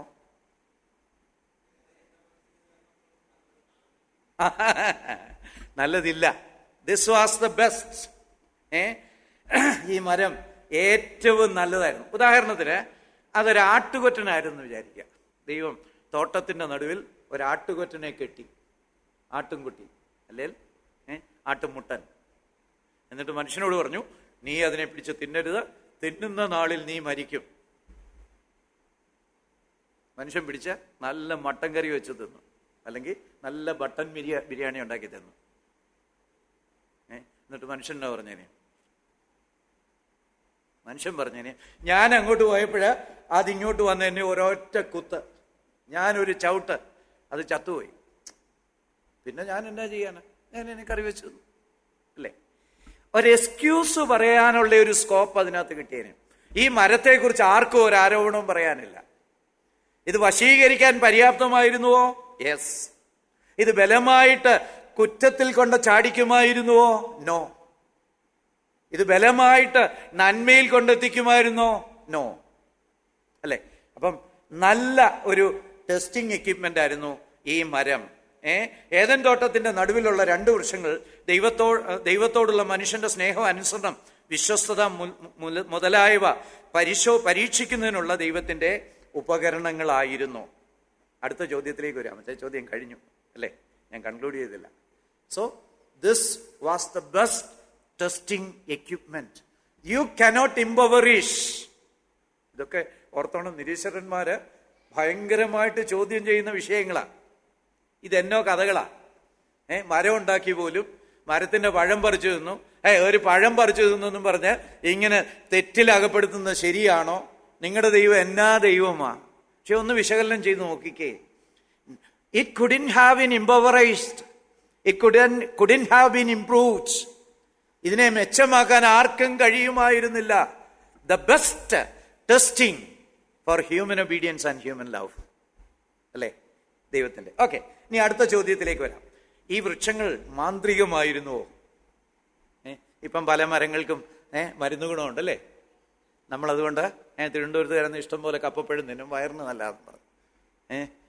അല്ലെങ്കിൽ ഈ പോമഗ്രാനൈറ്റ് ഒക്കെ കഴിക്കുന്ന നല്ലതാണെന്ന് പറഞ്ഞു അല്ലേ. പല മരങ്ങൾക്കും അങ്ങനെ വൈശിഷ്ട്യ ഗുണങ്ങളുണ്ട്. ഈ മരത്തിന് എന്തെങ്കിലും പ്രത്യേകത ഉണ്ടായിരുന്നോ, അതോ പ്രതീകാത്മകമായിരുന്നോ? ഏദൻ തോട്ടത്തിന്റെ നടുവിലുള്ള 2 വൃക്ഷങ്ങൾ ദൈവത്തോടുള്ള മനുഷ്യന്റെ സ്നേഹം, അനുസരണം, വിശ്വസ്തത മുതലായവ പരീക്ഷിക്കുന്നതിനുള്ള ദൈവത്തിന്റെ ഉപകരണങ്ങളായിരുന്നു. പരീക്ഷണോപകരണങ്ങൾ മാത്രമായിരുന്നു. ആ ഉപകരണത്തിന് പ്രത്യേകിച്ച് അർത്ഥമൊന്നുമില്ല. ഗ്ലൂക്കോസ് ടെസ്റ്റ് ചെയ്യുന്ന ഉപകരണമുണ്ട് ലാബില്, അല്ലെങ്കിൽ ടെമ്പറേച്ചർ അളക്കുന്ന തെർമോമീറ്റർ ഉണ്ട്. അത് ഒരു പ്രത്യേക മാന്ത്രിക ശക്തി ഒന്നുള്ളതല്ല. അത് ഒരു ഉപകരണമായിട്ട് ഡിസൈൻ ചെയ്തിട്ടുള്ളതാണ്. ജീവവൃക്ഷം തുടർച്ചയായ ജീവന്റെയും ദൈവവുമായിട്ടുള്ള കൂട്ടായ്മയുടെയും ധാർമ്മിക പ്രതീകമായിരുന്നു. Moral symbol of continued life and fellowship with God, represent life through dependence and relationship. ദൈവത്തോടുള്ള ബന്ധത്തിലൂടെയും ദൈവത്തോടുള്ള കൂട്ടായ്മയിലൂടെയും ജീവൻ നിലനിർത്താമെന്നുള്ള ഒരു പ്രതീകമാണ്, ഒരു അടയാളമാണ്, ഒരു സിംബലാണ്. അതിൻ്റെ പഴത്തിന് പ്രത്യേകിച്ച് മരുന്ന് ഗുണമൊന്നുമില്ല. പണ്ട് ഫോറസ്റ്റ് ഡിപ്പാർട്ട്മെന്റിന്റെ ഒരു അഡ്വർടൈസ്മെന്റ് ഉണ്ടായിരുന്നു, കരിമന്തിയുടെ പടം വെച്ചേച്ച് എൻ്റെ മാംസത്തിന് ഔഷധ ഗുണമില്ല എന്ന് പറഞ്ഞ് എന്നെ കൊല്ലരുത് എന്ന് പറഞ്ഞ പോലെ ഈ വൃക്ഷങ്ങൾക്ക് പ്രത്യേകിച്ച് ഔഷധ ഗുണങ്ങളൊന്നുമില്ല, മാന്ത്രിക ശക്തിയൊന്നുമില്ല. ഇത് നമ്മുടെ അനുസരണം പ്രകടിപ്പിക്കാനോ അനുസരണക്കേട് പ്രകടിപ്പിക്കാനോ മാത്രം ഉതകുന്ന പ്രതീകങ്ങളായിരുന്നു. ഇപ്പം ബീഹാറിൽ ഇന്ന് ഇലക്ഷൻ ആയിരുന്നല്ലേ, ആളുകളെല്ലാം ഞെക്കിയ കട്ടയിലാണ്. ഈ കട്ടയ്ക്ക് എന്തെങ്കിലും മാന്ത്രികമായ കഴിവുകളുണ്ടോ? BJP കട്ട, കോൺഗ്രസ് കട്ട, അങ്ങനെ കട്ടകൾക്ക് പ്രത്യേകതയൊന്നുമില്ല അല്ലേ. ഇത്തവണ BJPയുടെ കട്ടയായിരിക്കും, അടുത്ത തവണ ചിലപ്പോൾ കോൺഗ്രസിന്റെ കട്ട. കാരണം കാൻഡിഡേറ്റ്സിന്റെ ആൽഫബറ്റിക് ഓർഡറിലാണ് ഇത് അതിനകത്ത് ഫീഡ് ചെയ്യുന്നത്. അപ്പൊ ഈ കട്ടയ്ക്ക് പ്രത്യേകിച്ച് മാന്ത്രിക ഗുണമൊന്നുമില്ല. ആ മനുഷ്യന്റെ ഇന്റൻഷൻ വെളിവാക്കാൻ അവന് എന്ത് ചെയ്യുന്നു എന്നുള്ളതനുസരിച്ച് ഇലക്ഷന്റെ ഫലം. ചിലപ്പോഴൊക്കെ അങ്ങനല്ല എന്ന് പറയുന്നുണ്ട്, അങ്ങനെ ആയിരിക്കണം അല്ലേ. അപ്പം ഈ മരങ്ങളും അതുപോലെ തന്നെയായിരുന്നു. നന്മതിന്മകളെ കുറിച്ചുള്ള അറിവിന്റെ വൃക്ഷം ധാർമ്മിക തെരഞ്ഞെടുപ്പിന്റെയും ദൈവത്തിന്റെ അധികാരത്തോടുള്ള അനുസരണത്തിന്റെയും ധാർമ്മിക പ്രതികരണമായിരുന്നു. ദൈവത്തിന്റെ അതായത് moral symbol of moral choice and obedience to God's authority. ദൈവത്തോടുള്ള എൻ്റെ അനുസരണത്തിന്റെയും ദൈവത്തിന്റെ അധികാരം ഞാൻ അംഗീകരിക്കുന്നു എന്നുള്ളത് പ്രകടിപ്പിക്കാനുമുള്ള ഒരു ധാർമ്മിക അടയാളമായിരുന്നു ഈ മരങ്ങള്. Represents death through autonomy. എൻ്റെ സ്വയംഭരണാവകാശം നേടിയെടുത്ത് മരണത്തിലേക്ക് കടക്കാനുള്ള ഒരു മാർഗമായിരുന്നു. മനഃപൂർവ്വമായിട്ട് എനിക്ക് അനുസരണം കേട് കാണിച്ച് എനിക്ക് മരണത്തിലേക്ക് കടക്കണമെന്ന് വലിയ ആഗ്രഹമുണ്ടെങ്കിൽ ഇതിൽ നിന്ന് കഴിക്കാമായിരുന്നു അല്ലേ. ഈ ഹവ ഇതൊക്കെ അറിഞ്ഞുകൊണ്ടാണോ ചെയ്തത്? ഹവ പിശാചിനൊരു ലെക്ചർ ക്ലാസ് എടുക്കുന്നുണ്ട്. എന്തോ ഈ മരത്തെ തൊടുക പോലും ചെയ്തെന്നൊക്കെ പറയുന്നുണ്ടല്ലേ. നമുക്കറിയത്തില്ല ദൈവം അങ്ങനെ പറഞ്ഞോ എന്ന്, അല്ലെ ആദാം അങ്ങനെ ഹവയോട് പറഞ്ഞോ എന്ന് നമുക്കറിയത്തില്ല. പക്ഷെ വളരെ കൃത്യമായിട്ടൊരു ലെക്ചർ ക്ലാസ് ഒക്കെ എടുത്തിട്ടാണ് ഹവ പാപത്തിലേക്ക് കടന്നു ചെല്ലുന്നത്. അപ്പം മനുഷ്യന്റെ ഒരു ധാർമ്മിക പ്രതീകമായിരുന്നു. അവന്റെ ഇച്ഛ പ്രകടിപ്പിക്കാനുള്ള ഒരു പ്രതീകം മാത്രമായിരുന്നു ഈ മരങ്ങള്. നന്മയും തിന്മയും പോലെയുള്ള ഒരു ധാർമ്മിക വൈരുദ്ധ്യാത്മിക ജോഡിയെയാണ് രണ്ട് വൃക്ഷങ്ങളും പ്രതിനിധീകരിക്കുന്നത്. അതൊരു ജോഡി എക്യുപ്മെന്റ്സ് ആണ്. The two trees represent A moral dialectical prayer like good and evil. ഒരു ഡയലക്റ്റിക്കൽ പെയറാണ്. ഗുഡും ഈവിളും ചെയ്യാനുള്ള ടെസ്റ്റിംഗ് എക്യുപ്മെന്റ് ആയിരുന്നു ഈ രണ്ട് മരങ്ങള്. മരങ്ങള് ദൈവത്തിന്റെ പരമാധികാരത്തെയും മനുഷ്യന്റെ ഉത്തരവാദിത്വത്തെയും വെളിപ്പെടുത്തുന്നതുമായിരുന്നു. ദേ മരം സൂക്ഷിച്ചോണേ, അല്ലെ ദേ ജീവന്റെ ഫലം പോയി പറിച്ചു തിന്നോണേ. മനുഷ്യന്റെ ഉത്തരവാദിത്വം, ഒന്നിൽ നിന്ന് തിന്നരുത്, മറ്റൊന്നിൽ നിന്ന് തിന്നണം. രണ്ട്, ദൈവത്തിന്റെ സർവാധികാരം, സോവറിനിറ്റി. എന്റെ ദൈവത്തിന് ഇങ്ങനെ രണ്ട് മരങ്ങൾ സൃഷ്ടിക്കാനുള്ള അവകാശമുണ്ട്. ഞാന് ഒന്നിൽ നിന്ന് തിന്നാൽ നരകത്തിലേക്ക് വിടാനും മറ്റതിൽ നിന്ന് തിന്നാൽ തുടർന്നും ജീവനിൽ തുടരാനുമുള്ള അവകാശം തരാനുള്ള ധാർമ്മിക അവകാശം ദൈവത്തിനുണ്ട്. God is sovereign. ദൈവത്തിന്റെ പരിപാടി നോക്കി. മനുഷ്യൻ ആ നന്മതിന്മകളെ കുറിച്ചുള്ള മരത്തിന്റെ ഫലം തിന്നപ്പം പോലും ഒരു പ്രഖ്യാപനം നടത്തിയായിരുന്നു. എന്തുവാ? ദൈവം സർവാധികാരിയാണ്. ദൈവം സർവാധികാരിയാണ്, എങ്ങനെയും സൃഷ്ടിക്കാൻ അവകാശമുള്ളവനാണ്. അപ്പം ദൈവത്തിന്റെ സർവാധികാരത്തിന്റെ, അധികാരത്തിന്റെ, അവകാശത്തിന്റെ പ്രതീകമായിരുന്നു ഈ മരങ്ങള്.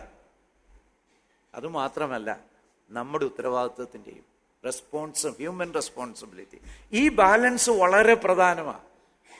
Divine sovereignty and human responsibility, ഇതിന്റെ ബാലൻസ് അതിപ്രധാനമാണ് തിയോളജിയിൽ. ഞാൻ അതിലേക്ക് കടന്നുപോയാൽ കാട് കയറിപ്പോ. ഓക്കെ, ഇനിയും തോട്ടത്തിന്റെ നടുവിൽ, ഉൽപ്പത്തി 2:9, അവയുടെ സ്ഥാനം മനുഷ്യ ജീവിതത്തിലെ ധാർമ്മിക തെരഞ്ഞെടുപ്പിന്റെ കേന്ദ്ര ബിന്ദുവിനെ കാണിക്കുന്നു. ധാർമ്മിക തെരഞ്ഞെടുപ്പ് നമ്മുടെ ജീവിതത്തിലെ മോസ്റ്റ് ഇമ്പോർട്ടന്റ് തിങ് ആണ്. ആണോ? ഓരോ ദിവസവും എത്ര ധാർമ്മിക തീരുമാനങ്ങളാണ് എടുക്കുന്നത്. ഭാര്യയോട് ഒരു വാക്ക് പറയുമ്പോൾ, അല്ലെ ഭർത്താവിനോട് ഒരു വാക്ക് പറയുമ്പോൾ, അല്ലെ മാതാപിതാക്കളോട് ഒരു വാക്ക് പറയുമ്പോൾ അതിനകത്തൊരു ധാർമ്മിക തെരഞ്ഞെടുപ്പുണ്ട്. ശരി തെറ്റ് തീരുമാനിച്ച് നമ്മൾ പ്രവർത്തിക്കേണ്ടതായിട്ടുണ്ട്. അല്ലെങ്കിൽ നമ്മുടെ കയ്യിലുള്ള 1 രൂപ ചെലവാക്കുമ്പം പോലും അതിലൊരു തെരഞ്ഞെടുപ്പുണ്ട്.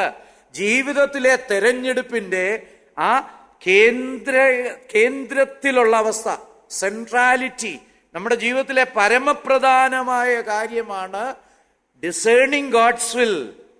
ദൈവത്തിന്റെ ഹിതം കണ്ടെത്തി അതനുസരിക്കുക എന്നുള്ളതിന്റെ ഒരു പ്രതീകം കൂടെ ആയിരുന്നു ഈ തോട്ടത്തിന്റെ നടുവിൽ. തെക്കോട്ട് പോകുമ്പോഴും വടക്കോട്ട് പോകുമ്പോഴും ഇതിനെ കാണാം. കിഴക്കോട്ട് പോകുമ്പോഴും പടിഞ്ഞാറോട്ട് പോകുമ്പോഴും ഇതിനെ കാണാം. തോട്ടത്തിന്റെ നടുക്ക് തന്നെയാണ്, അവരുടെ സ്പിയർ ഓഫ് ആക്ടിവിറ്റിയുടെ നടുക്ക് തന്നെയാണ്. അപ്പം തീരുമാനങ്ങൾ എടുക്കുന്നത് അതൊരു സെൻട്രൽ ആയിട്ടുള്ള, കേന്ദ്രമായിട്ടുള്ള, നമ്മുടെ ജീവിതത്തിന്റെ പ്രാധാന്യമേറിയ ഒരു വിഷയമാണ്. ഞായറാഴ്ച വന്ന് എത്ര അപ്പം മുറിച്ചിട്ടും എത്ര ആരാധിച്ചിട്ടും ഒരു കാര്യവുമില്ല. ഈ 7 ദിവസത്തെ decision making, is it according to the will of God? ദൈവത്തിന്റെ ഹിതമനുസരിച്ചാണോ? നമ്മുടെ ഒരു നോട്ടം, ഒരു പറച്ചില്, ഒരാഗ്രഹം, ഒരു മനോഭാവം, ഇതിനെല്ലാം നമ്മൾ അക്കൗണ്ടബിൾ ആണ്. അല്ലെങ്കിൽ പിന്നെ ഇത് തോട്ടത്തിന് വെളിയിൽ സൃഷ്ടിച്ച ആരോ എഴുതി വെച്ചാൽ മതി, ടെസ്റ്റിംഗ് എക്യുപ്മെന്റ് ഇന്നടത്തുണ്ട്, ഇവിടുന്ന് 300 മീറ്റർ എന്നൊക്കെ എഴുതി വെച്ചാൽ മതിയാണ്. This is centrally place. നമ്മുടെ ജീവിതത്തിലെ ഏറ്റവും കേന്ദ്രമായിട്ടുള്ള കാര്യം നമ്മുടെ ഡിസിഷൻ മേക്കിംഗ് ആണ്. It makes or breaks us. അതാണ് നമ്മളെ നമ്മളാക്കുന്നതും നമ്മൾ അല്ലാതാക്കുന്നതും. അപ്പം ഈ മരം നമ്മളോട് ഇങ്ങനെ ഒരുപാട് കാര്യങ്ങൾ പറയുന്നുണ്ട്. അവയുടെ പ്രാധാന്യം ഭൗതിക ശക്തിയല്ല, ഉടമ്പടിപരമായിട്ടുള്ള അർത്ഥത്തിലാണ്. അത് ദൈവം നമ്മളോട് ചെയ്തിരിക്കുന്ന ഒരു ഉടമ്പടിയാ. നീ ആ മരത്തിൽ നിന്ന് ഭക്ഷിച്ചാൽ നിനക്ക് തുടരാം ജീവിതം. ഈ മരത്തിൽ നിന്ന് ഭക്ഷിച്ചാൽ നിനക്ക് മരണത്തിലേക്ക് പ്രവേശിക്കാം. അതും ദൈവത്തിന്റെ ഒരു ഉടമ്പടിയാ. അതിനൊരു കവനന്റൽ മീനിങ് ആണ്, ഒരു മെറ്റീരിയൽ പവർ അല്ല. ഈ മരത്തിന് നരകത്തിലേക്ക് വിടാനോ ആ മരത്തിന് ജീവിതത്തിൽ തുടരാൻ അനുവദിക്കാനുള്ള പ്രത്യേകിച്ച് കഴിവൊന്നുമില്ല. ആ ഉടമ്പടിയില്ല. ദൈവം ഇങ്ങനെ ഒരു വ്യവസ്ഥിതി വെച്ച് മനുഷ്യനോട് ആ ഉടമ്പടി വെളിപ്പെടുത്തിയത് കൊണ്ടാണ് ആ മരത്തിന് എന്തെങ്കിലും പ്രത്യേകത. ഓക്കെ, മാന്ത്രികമല്ല, പ്രതീകാത്മകം മാത്രം. വൃക്ഷങ്ങൾ അന്തർലീനമായിട്ടുള്ള മാനുഷിക ശക്തിയുള്ള മാന്ത്രിക വസ്തുക്കളായിരുന്നില്ല, പ്രതീകങ്ങളായിരുന്നു. അവയുടെ ഫലങ്ങൾ ജീവനോ മരണമോ ദൈവത്തിന്റെ കൽപ്പനയിൽ നിന്നാണ് വന്നത്. രാസപരമോ നിഗൂഢമായ ആയ ഗുണങ്ങളിൽ നിന്നല്ല. ഈ പഴത്തിന് പ്രത്യേകിച്ച് ഗുണമുണ്ടായിരുന്നു. ഇതിൽ നിന്ന് തിന്നാൽ രക്ഷപ്പെടും, ഇതിൽ നിന്ന് തിന്നില്ലെങ്കിൽ രക്ഷപ്പെടുകയില്ല, ഇല്ല. അങ്ങനെയുള്ള പ്രത്യേകിച്ചുള്ള കഴിവൊന്നും ആ മരത്തിന്റെ ഫലത്തിനില്ല, മറിച്ച് ദൈവത്തിന്റെ നിയമത്തിനാണുള്ളത്. അവ ആത്മീക യാഥാർത്ഥ്യങ്ങളുടെ ദൃശ്യമായ അടയാളങ്ങളായിട്ട് പ്രവർത്തിച്ചു. മനുഷ്യന്റെ ഹൃദയത്തിലുള്ള തീരുമാനത്തിന്റെ എക്സ്പ്രഷൻ. ഇത് ദൈവത്തിന് പ്രധാനമാണോ? പലരും ചോദിക്കും, എന്തിനാ സ്നാനം? രക്ഷിക്കപ്പെട്ടതല്ലേ. നമ്മുടെ അകമേയുള്ള ആ രക്ഷയുടെ പുറമേയുള്ള വെളിപ്പെടുത്തൽ അത് വളരെ ആവശ്യമാണ്. അതിന് ദൈവം ഉണ്ടാക്കിയ ഒരു മാർഗമാണ് സ്നാനം. ദൈവസന്നിധിയിൽ എനിക്ക് ദൈവത്തോടുള്ള ആ സ്നേഹത്തെയും ബന്ധത്തെയും പുറമേ പ്രകടിപ്പിക്കുക. അതുപോലെ തിരുവത്താഴവും നമുക്ക് അകമേയുള്ള ദൈവത്തെക്കുറിച്ചുള്ള ആ ഓർമ്മയുടെ പ്രതീകമാണ്. പലപ്പോഴും നമ്മൾ എത്ര ഓർത്താ തിരുവത്താഴം ആചരിക്കുന്നതെന്നും എനിക്കറിയത്തില്ല. പലപ്പോഴും നമ്മൾ തിരുവത്താഴത്തെ ഒരു സെക്കൻഡ് ആരാധനയായിട്ടാണ് കാണുന്നല്ലേ. നമ്മൾ പാടുന്ന പാട്ടുകളും ഒക്കെ പലപ്പോഴും ആരാധനാ സംബന്ധമായ പാട്ടുകളാണ്. നമ്മൾ പ്രാർത്ഥിക്കുമ്പോഴും പറയുന്നത്, കർത്താവേ, ഈ അപ്പം ഭക്ഷിക്കുമ്പോൾ ഞങ്ങളങ്ങേ ആരാധിക്കുന്നു, നമസ്കരിക്കുന്നു. ശരിയാ, നമ്മൾ കൂട്ടത്തിൽ ചെയ്യുന്നുണ്ട്, അറിയാതെ ചെയ്തു പോകും. പക്ഷേ തിരുവത്താഴത്തിന്റെ പ്രൈമറി പർപ്പസ് അതല്ല. ഞാൻ ഈ സമയത്ത് യേശുക്രിസ്തുവിന്റെ അവതാരത്തെയും യേശുക്രിസ്തുവിന്റെ വിശുദ്ധ ജീവിതത്തെയും യേശുക്രിസ്തുവിന്റെ കഷ്ടപ്പാടുകളെയും മരണത്തെയും ഉയർത്തെഴുന്നേൽപ്പിനെയും വീണ്ടെടുപ്പിനെയും വീണ്ടും വരവിനെയും ഓർക്കുന്നു എന്നുള്ളത് പുറത്ത് കാണിക്കാനുള്ള കാര്യമാണ്. അപ്പം കഴിയുമെങ്കിൽ ഈ തിരുവത്താഴത്തിന്റെ പ്രോസസ്സ് തുടങ്ങുമ്പോഴേ അങ്ങ് കണ്ണടയ്ക്കുക. മനസ്സിൽ കർത്താവിന്റെ ഈ ദൃശ്യ കാര്യങ്ങളെക്കുറിച്ച്, അയ്യോ, ദൈവം ഒരു മനുഷ്യനായിട്ട് അവതരിക്കുകയോ, വാട്ട് എ വണ്ടർ, എത്ര അത്ഭുതമാ. ദൈവം മനുഷ്യനായിട്ട് അവതരിക്കുകയോ, ഒരു കുശവൻ ഒരു കലമായിട്ട് അവതരിക്കുകയോ, എത്ര അസാധ്യം അല്ലേ. തിരുവവതാരം എന്നൊക്കെ പറഞ്ഞാൽ നമ്മൾ ആ ഫിലിപ്പിയ ലേഖനത്തിലൊക്കെ വായിക്കുന്ന മനുഷ്യവേഷം ധരിച്ച് മരിക്കാനായിട്ട് ദാസനായിട്ട് വന്ന കർത്താവിന്റെ ആ തിരുവവതാരത്തിന്റെ മഹിമയൊക്കെ ഇങ്ങനെ ഹൃദയത്തിൽ ധ്യാനിച്ചു കൊണ്ടിരിക്കുക. അതുപോലെ തന്നെ താൻ നയിച്ച വിശുദ്ധ ജീവിതം, അയ്യോ, ഇതുപോലൊരുവൻ ഈ ഉലകിൽ ഉണ്ടായിട്ടില്ലല്ലോ, അല്ലെ. ശമൂവേൽ സാറ് പാടുന്ന പോലെ കലുഷത ലേശം കലരാതൊരുവനെ കാൺമത് ഉലകിൽ ഉണ്ടോ എന്നൊക്കെ ശമൂവേൽ സാറ് ചോദിക്കുന്നുണ്ട് അല്ലേ പാട്ടില്. യെസ്. പിന്നെ കർത്താവിന്റെ കഷ്ടാനുഭവം, നമ്മുടെ നമ്മൾ ക്രൂശിൽ കിടന്നിരുന്നെങ്കിൽ അനുഭവിക്കുന്നതിന്റെ അനന്തമായ തവണയുള്ള കഷ്ടാനുഭവം യേശുക്രിസ്തുവിന്റെ കഷ്ടാനുഭവം. കാരണം സർവശക്തനും സർവജ്ഞാനിയാ കഷ്ടം അനുഭവിക്കുന്നത്. ഇത് ഹൃദയത്തിൽ ധ്യാനിക്കണം. പിന്നെ യേശുക്രിസ്തുവിന്റെ ഉയർത്തെഴുന്നേൽപ്പ്, 3 ദിവസം കല്ലറയിൽ നിന്ന് അളിഞ്ഞ് പുഴുകിയ അവസ്ഥയിൽ നിന്ന് ഉയർത്തെഴുന്നേൽപ്പിലൂടെ സ്വർഗത്തിലേക്ക് പോയ കർത്താവിനെ ഹൃദയത്തിൽ കാണണം. അവന്റെ വീണ്ടും വരവിനെ കുറിച്ചൊക്കെ ഓർക്കണം. ഈ ഓർമ്മകളുടെ പ്രതീകമാണ് അപ്പം മുറിക്കൽ. നമ്മൾ പലപ്പോഴും വീഞ്ഞെടുത്ത് കൊടുക്കുന്നതൊക്കെ ഇങ്ങനെ കണ്ടുകൊണ്ട് ഇടതുവശത്തുള്ള ഇതിലാണോ ആദ്യം ഒഴിക്കുന്നത്, വലതുവശത്തുള്ളതിലാണോ, എ ആണോ അത് എടുത്തു കൊടുക്കുന്നത്, ബി ആണോ എടുത്തു കൊടുക്കുന്നതൊക്കെ ഇങ്ങനെ ചിന്തിച്ചുകൊണ്ടിരുന്ന് നമ്മുടെ ധ്യാനം പലപ്പോഴും ഇങ്ങനെയുള്ള വിഷയങ്ങളൊക്കെയാണ്. അല്ലേ ചിലപ്പം അയ്യോ വീട്ടിൽ നിന്ന് ഗ്യാസ് ഓഫ് ചെയ്തോ എന്നൊക്കെ ആയിരിക്കും ചിലപ്പം ചിന്തിക്കുന്നത്. അല്ലേ? നമ്മുടെ ഉള്ളിലുള്ള യേശുക്രിസ്തുവിനെ കുറിച്ചുള്ള സ്മരണയുടെ വെളിപ്പെടുത്തല അപ്പം മുറിക്കൽ എന്ന് പറഞ്ഞാൽ. യേശുക്രിസ്തുവിന്റെ ഇങ്ങനെയുള്ള സ്മരണകള് ഹൃദയത്തിൽ ഇല്ലാത്തവൻ അപ്പം മുറിച്ചാൽ എന്നാ കുഴപ്പ? ശരിയല്ലേ? കാപട്യം, വലിയ കുഴപ്പ. നമ്മുടെ ഹൃദയത്തിലുള്ള കാര്യങ്ങള് പ്രകടിപ്പിക്കാനുള്ള ചില പിന്നീടുള്ള വ്യവസ്ഥിതികൾ വരാൻ പോകുന്നുണ്ടായിരുന്നു. അതിനുവേണ്ടിയാ ഈ മരങ്ങളെയും ദൃശ്യമായിട്ടുള്ള 2 പ്രതീകങ്ങളായിട്ട് തന്നു. എൻ്റെ പ്രൈമറി പർപ്പസ് അതല്ല, പരീക്ഷണം തന്നെയാ. പക്ഷെ ഇതുപോലുള്ളത് ദൈവം ഭാവിയില് വീണ്ടും തരാൻ പോകും. നമ്മുടെ അനുസരണമൊക്കെ ഈ കാറ്റഗറി പെടുന്നതാ. ഉള്ളിലുള്ള സ്നേഹത്തിന്റെ, ദൈവത്തോടുള്ള ബഹുമാനത്തിന്റെ ബഹിർസ്ഫുരണമായിട്ട് ഇതൊക്കെ നമ്മളിൽ നിന്ന് വരണം. ഇത് ദൈവം ആഗ്രഹിക്കുന്നുണ്ട്. ഓക്കെ. ഇനിയും ജീവവൃക്ഷം മനുഷ്യർ അനുസരണയുള്ളവരായി തുടരുന്നിടത്തോളം കാലം അതിൽ നിന്ന് ഭക്ഷിക്കുന്നത് സ്വാഭാവിക അമർത്യത, കണ്ടീഷണൽ ഇമ്മോർട്ടാലിറ്റിയുടെ പ്രതീകം കൂടാ. ഇതിൽ നിന്ന് ഭക്ഷിച്ച് നിങ്ങൾക്ക് ജീവനിൽ തുടരാം. ഭക്ഷിക്കാതിരുന്നാൽ, മറ്റേ മരത്തിൽ നിന്ന് തിന്നാൽ മരണത്തിലേക്ക് പ്രവേശിക്കാം. അപ്പൊ മനുഷ്യന്റെ റിലേഷൻഷിപ്പ് വഴി, അനുസരണം വഴി ദൈവവുമായിട്ടുള്ള ബന്ധത്തിൽ തുടരുന്നതിന്റെ ഒരു പ്രത്യേക സിമ്പലായിരുന്നു. ദൈവത്തെ ജീവന്റെ ആത്മീക ഉറവിടമായിട്ട് കാണിക്കുകയുമാണ്. ദൈവത്തിന്റെ ആത്മീക ഉറവിടത്തിന്റെ ഒരു സിമ്പലാണ് ഈ മരം. ഇതിൽ നിന്ന് ഭക്ഷിക്കുന്നത് തുടർച്ചയായ ആശ്രയത്വത്തെയും ദൈവവുമായിട്ടുള്ള ബന്ധത്തെയും കാണിക്കുന്നു. ഈ മരം വളരെ വിശിഷ്ടമായ മരമാണ്. ഈ മരം ഇനിയും നമ്മൾ വെളിപ്പാട് ദിവസം 22 വീണ്ടും കാണുന്നുണ്ട്.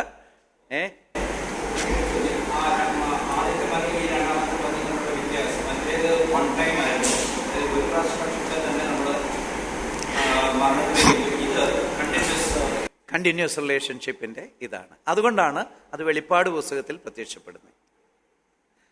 പുതിയ ആകാശം പുതിയ ഭൂമിയിലും ഈ മരങ്ങളുണ്ട്. അവിടെ ഇത് ജീവൻ കൊടുക്കുന്നതല്ല, അവിടെ തീർത്തും പ്രതീകമാണ്. പുതിയ ആകാശം പുതിയ ഭൂമിയിൽ ദേവാലയമുണ്ട്, അന്ന് യാഗത്തിന്റെ ആവശ്യമുണ്ട്, ഇല്ല, അതും പ്രതീകമാണ്. അതുപോലെ പ്രതീകമായിട്ട് ദൈവത്തിന്റെ ജീവന്റെ ഉടമസ്ഥതയെ കാണിക്കുന്ന ഒരു സിമ്പലായിട്ട് പുതിയ ആകാശം പുതിയ ഭൂമിയിലും ഈ മരങ്ങളുണ്ട്. അത് കണ്ടിന്യൂഡ് റിലേഷൻഷിപ്പിനെ കാണിക്കുന്നതാണ്. കാരണം അതിന് കൽപ്പനയുണ്ട്, നിനക്ക് ഇഷ്ടം പോലെ തിന്നാം.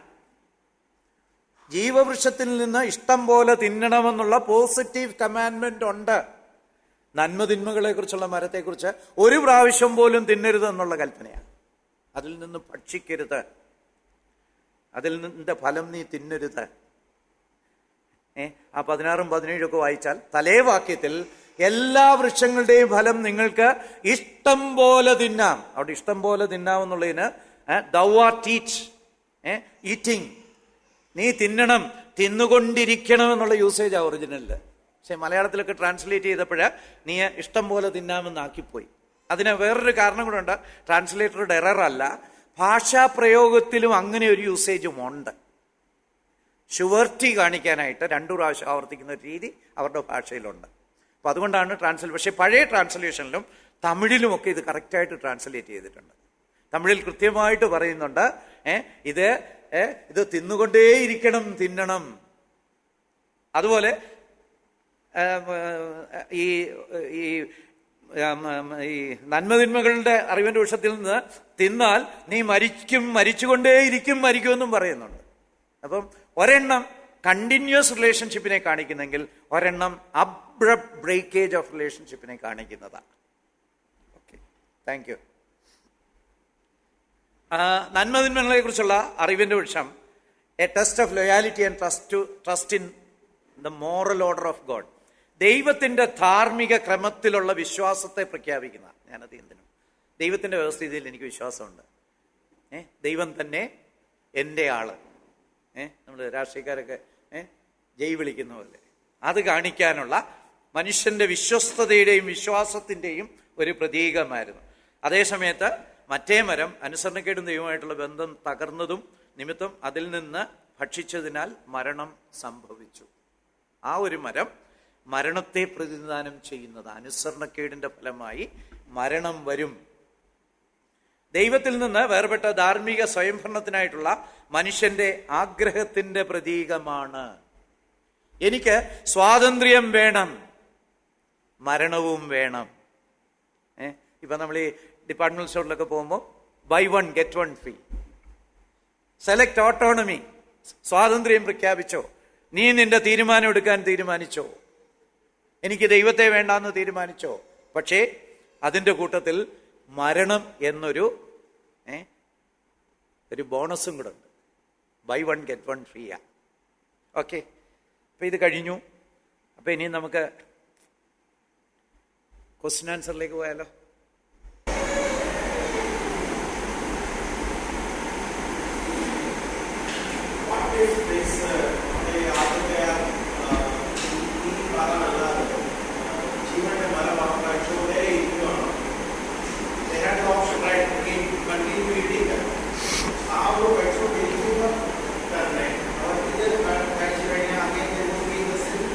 അത് വരുന്നുണ്ട് ഇനി.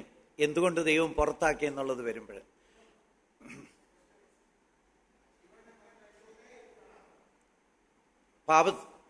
പാപത്തിന്റെ ഫലം കഴിച്ചു കഴിഞ്ഞ് ജീവന്റെ വൃക്ഷത്തിന് കണ്ടിന്യൂഡ് റിലേഷൻഷിപ്പിൽ നിഷ്പാവാവസ്ഥയിൽ തുടരുമായിരുന്നു. പാപത്തിന്റെ അതൊരു പ്രാവശ്യം തിന്നാ തീർന്നു.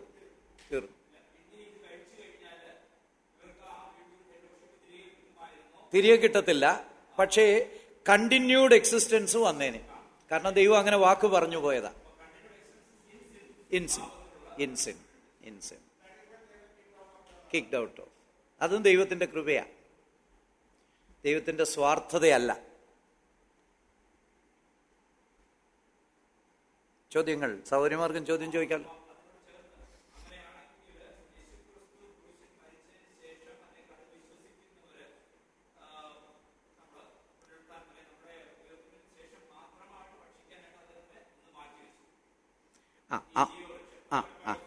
അവിടെ ഒന്നത് പ്രതീകമാണ്, രണ്ട് യഹൂദന്മാരെ ഉദ്ദേശിച്ചുള്ള ഒരു പ്രതീകമാണ്, പഴയ നിയമത്തിന്റെ ഒരു പ്രതീകം. ഫിസിക്കൽ ഈറ്റിംഗ് അല്ല, സിംബോളിക്കാണ്. ദേവാലയവും അത് തന്നെയാണ്. 1000 ആണ്ട് വാഴ്ചയിലൊക്കെ ദേവാലയമുണ്ട്, പക്ഷെ ദേവാലയത്തിന്റെ ആവശ്യമില്ല. It is A simple.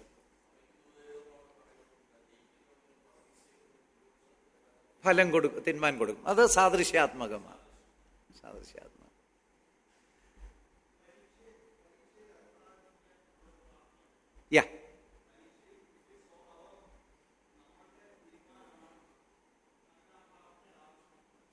പരീക്ഷ എന്ന് പറയുന്നത് അത് ഒറിജിനലിലുള്ള ഒരു പ്രശ്നമാണ്. മലയാളത്തിലും ഇംഗ്ലീഷിലും ഒന്നും ഉള്ള പ്രശ്നമല്ല, ഒറിജിനലിൽ തന്നെയുള്ള ഒരേ പദമാണ് പരീക്ഷയ്ക്കും പ്രലോഭനത്തിനും. പെയ്റാസ്മോസ് എന്നുള്ളൊരു പദമാണ് ഗ്രീക്കില് പരീക്ഷയ്ക്കും പ്രലോഭനത്തിനും. അപ്പം ട്രാൻസ്ലേഷനിൽ വന്നപ്പം മലയാളത്തിൽ മാറിയും മറിച്ചും ഒക്കെ ചേർത്തിട്ടുണ്ട്. ഒരു ഉദാഹരണം പറഞ്ഞാൽ, ഇത് യാക്കോബിന്റെ ലേഖനത്തിലേക്ക് വരുമ്പോൾ അത് വളരെ ക്ലിയർ ആയിട്ട് പറഞ്ഞിട്ടുണ്ട്. യാക്കോബിന്റെ ലേഖനത്തില് 1-ാം അധ്യായത്തിന്റെ 3-ാം വാക്യത്തിലൊക്കെ പെയ്റാസ്മോസിനെ പരീക്ഷയെന്ന് ട്രാൻസ്ലേറ്റ് ചെയ്തിട്ടുണ്ട്. അത് കറക്റ്റാ. വിശ്വാസത്തിന്റെ പരിശോധന സ്ഥിരതയുളവാക്കുന്നു എന്നറിഞ്ഞ് സന്തോഷം എണ്ണുവിൻ. അതിന്റെ താഴോട്ട് വരും 14-ാം വാക്യത്തിലും അത് നമ്മൾ കാണുന്നുണ്ട്. ഓരോരുത്തൻ പരീക്ഷിക്കപ്പെടുന്ന 13 പരീക്ഷിക്കപ്പെടുമ്പോൾ ഞാൻ ദൈവത്താൽ പരീക്ഷിക്കപ്പെടുന്നു അല്ല. 12 പരീക്ഷ സഹിക്കുന്ന മനുഷ്യൻ ഭാഗ്യവാൻ. നല്ലതാ അല്ലേ? 13-ാം വാക്യത്തിലോ 13-ഉം 14-ഉം മോശമാണ്. 12-ാം വാക്യത്തിൽ പരീക്ഷ നല്ലതാ, അത് സഹിക്കണം, അത് ആഗ്രഹിക്കണമെന്നുള്ള അർത്ഥം പോലും വേണേൽ നമുക്ക് എടുക്കാം. പരീക്ഷ. അടുത്ത വാക്യത്തിൽ പറയുന്നത് പരീക്ഷിക്കപ്പെടുമ്പം ഞാൻ ദൈവം പരീക്ഷിച്ചെന്ന് പറയരുത്, സ്വന്തം മോഹങ്ങളാൽ വശീകരിക്കപ്പെട്ട് പരീക്ഷിക്കപ്പെടുക എത്ര. അപ്പം വശീകരിക്കപ്പെട്ടെന്ന് പറഞ്ഞാൽ വശീകരിക്കുന്ന ഒരുത്തനുണ്ട്. ആരാ? അതെ. അപ്പൊ ഈ രണ്ടാമത്തെ വാക്യം, അതായത് യാക്കോബിന്റെ ലേഖനം 1:13-14 പ്രലോഭനമെന്നായിരുന്നു ട്രാൻസ്ലേറ്റ് ചെയ്യേണ്ടിയിരുന്നത്. അതുപോലെ കർത്താവിന്റെ പ്രാർത്ഥനയിലും എന്നെ പ്രലോഭനത്തിൽ കടത്തരുതേ എന്നായിരുന്നു പ്രാർത്ഥിക്കുന്നത്.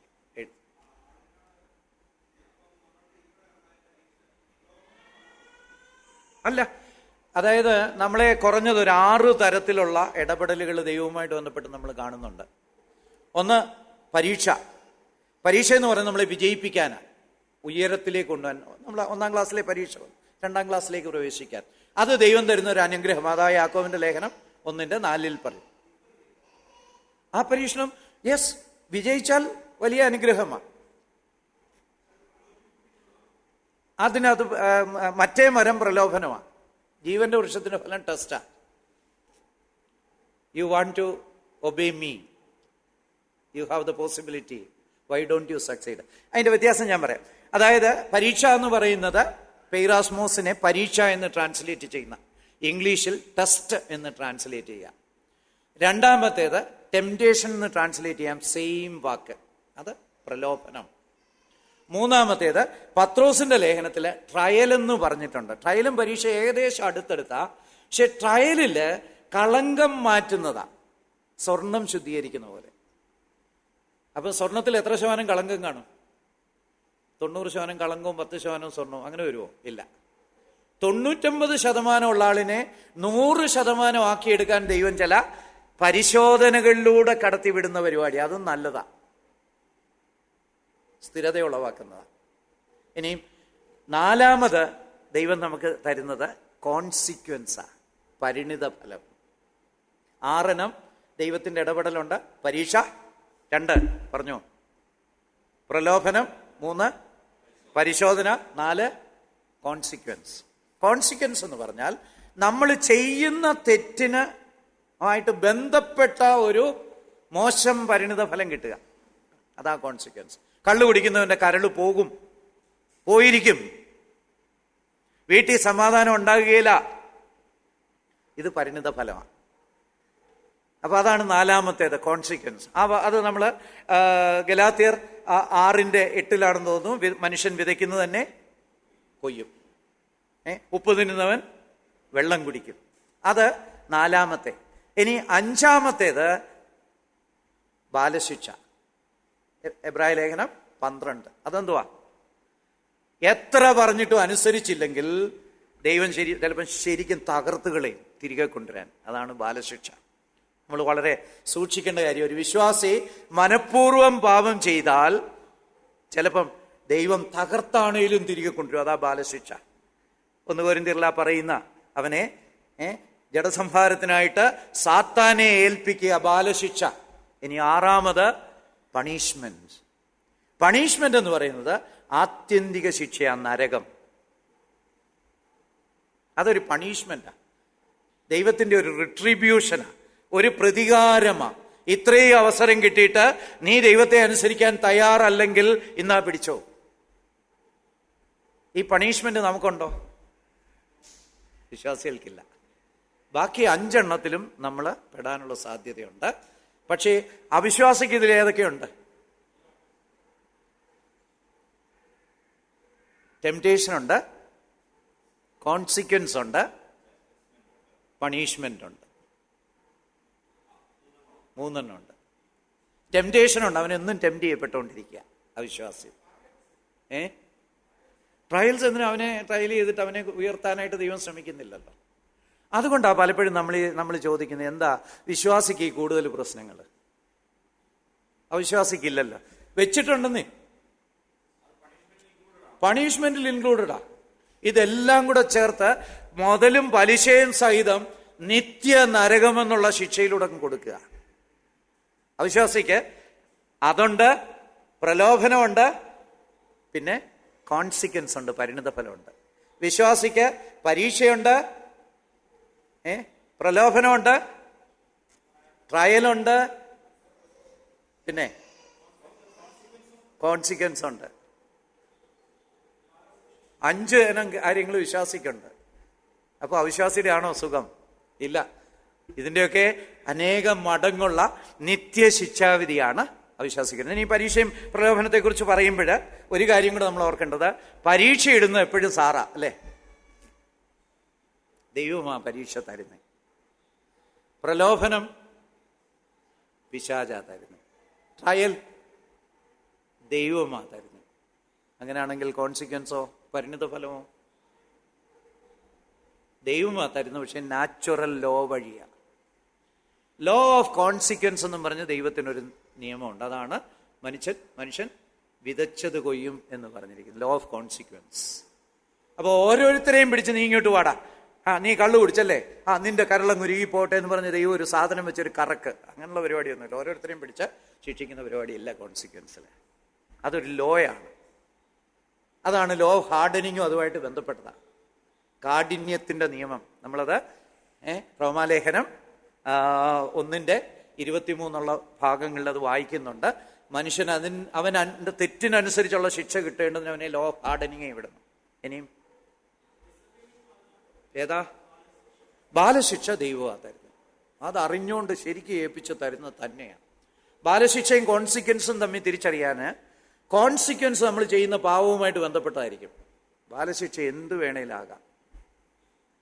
കള്ളു കുടിക്കുന്നവന് കരള് പോയാൽ കോൺസിക്വൻസ്, വാഹനാപകടത്തിൽപ്പെട്ട കണ്ണുപോയാൽ അല്ലെ കൈയൊടിഞ്ഞാൽ കോൺസിക്വൻസ്. പക്ഷേ ഇതൊന്നും അല്ലാതെ ഭാര്യയ്ക്ക് അതിൻ്റെ പേരിൽ ദൈവം ക്യാൻസർ കൊടുത്താൽ ബാലശിക്ഷയാണ്. എന്ന് പറഞ്ഞാൽ ബാലശിക്ഷ എവിടെ വന്നു കിട്ടുന്നത് നമുക്ക് ചിന്തിക്കാനേ പറ്റുകയില്ല. ഏതിൽ തൊട്ടാൽ ഇവൻ നന്നാകും അവിടെ കയറി തൊടും. അപ്പം ബാലശിക്ഷ എന്ന് പറയുന്നത് വളരെ ഭീകരമായിട്ടുള്ള ഒരു അവസ്ഥയാണ്. നമ്മൾ ദൈവത്തെ ടെസ്റ്റ് ചെയ്യരുത്. ദൈവം ക്ഷമിക്കുന്നവനാ. പക്ഷെ ആ ക്ഷമയ്ക്കൊക്കെ ഒരു അതിരുണ്ട്. ഇസ്രയേലിനോട് BC 1500 ദൈവം വാൺ ചെയ്തു, നീ ശബത്ത് ആചരിക്കണം, വിഗ്രഹങ്ങളെ നമസ്കരിക്കരുത്. ഒരു 400 വർഷം നോക്കി. BC 1094 ശീലോവ് നശിപ്പിക്കുന്നത്. എന്നിട്ടും നന്നായില്ല. അപ്പം പിന്നെ പ്രവാചകൻ യിരെമ്യാ ഉൾപ്പെടെയുള്ള പ്രവാചകന്മാർ പറഞ്ഞു, ശീലോവിനെ നശിപ്പിച്ച് നോക്കി ഒരു പാഠം പഠിച്ചോണം, ഇല്ലേ പണി കിട്ടുമേ എന്ന് പറഞ്ഞു. BC 721 10 ഗോത്രങ്ങളെയും അസീര്യന്മാർ പിടിച്ചോണ്ട് പോയി. തീർന്നു. അവരെവിടാന്ന് പോലും ഇന്നും അറിയത്തില്ല. പിന്നെ ഒരു 100-200 വർഷം കൂടെ പോയി യഹൂദ. BC 586 അവസാനമായിട്ട് അവരടിമത്തത്തിലേക്ക് പോയി. 1948 വരെ കാത്തിരിക്കേണ്ടി വന്നു. 2500 വർഷം കാത്തിരിക്കേണ്ടി വന്നു അവരുടെ ഒരു ഭരണാധികാരി വരാൻ. അടിമത്തത്തിന്റെ കാലഘട്ടമായിരുന്നു. ഇതാണ് ബാലശിക്ഷ എന്ന് പറയുന്നത്. അത് മക്കൾക്ക് കൊടുക്കുന്നതാണ്. ഭയങ്കര ഭയാനകമാണ്. ശരിയാ, ദൈവത്തിന് ക്ഷമയുള്ളത് കൊണ്ട് 1 വർഷം ശിക്ഷിച്ചില്ല, 2 വർഷം ശിക്ഷിച്ചില്ല, 5 വർഷം ശിക്ഷിച്ചില്ല, 10 വർഷം ശിക്ഷിച്ചില്ല. പക്ഷേ എവിടെയോ ഒരു വര ദൈവം വരച്ചിട്ടുണ്ട്. അത് കഴിയുമ്പോൾ ദൈവം ബാലശിക്ഷ. അതേ സമയത്ത് കോൺസിക്വൻസ് ആണെങ്കിൽ അന്നേരം വന്നു പോകും. അത്രയും പേടിക്കാനില്ല.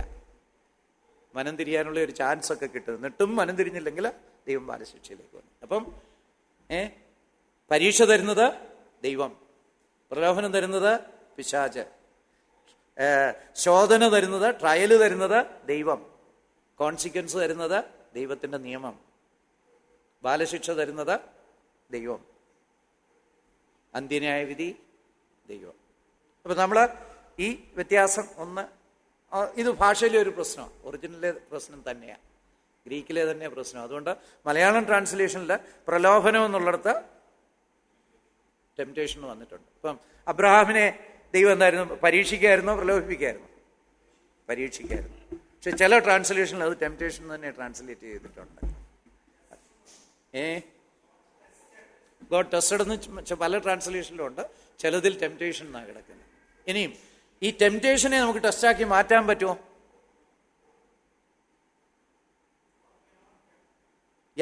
ദൈവം അല്ല ടെംപ്റ്റ് ചെയ്യുന്നത്, പിശാചാ ടെംപ്റ്റ് ചെയ്യുന്നത്.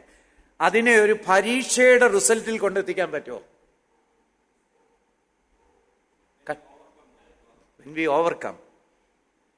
അതായത് ഈ ടെന്നീസിൽ എയ്സ് എന്നും പറഞ്ഞൊരു ബോളുണ്ട്. എന്തോ എയ്സ്? ടെന്നീസ് കളിക്കുന്നവരുണ്ടോ? എതിർകക്ഷി സെർവ് ചെയ്യുമ്പോൾ മറ്റവൻ്റെ ബാറ്റേ കൊള്ളാതെ പോയാൽ അത് എയ്സാ. കഷ്ടിച്ചൊന്ന് ബാറ്റേ മുട്ടിക്കെങ്കിലും ചെയ്താൽ മതി, ഔട്ട് പോയാലും കുഴപ്പമില്ല, അത് എയ്സ് അല്ലാതെ എന്ന് പറഞ്ഞ പോലെ പ്രലോഭനം എന്നുള്ള ഈ സാധനം വരുമ്പം അടിച്ച് വെളിയിലെങ്കിലും കളയുക.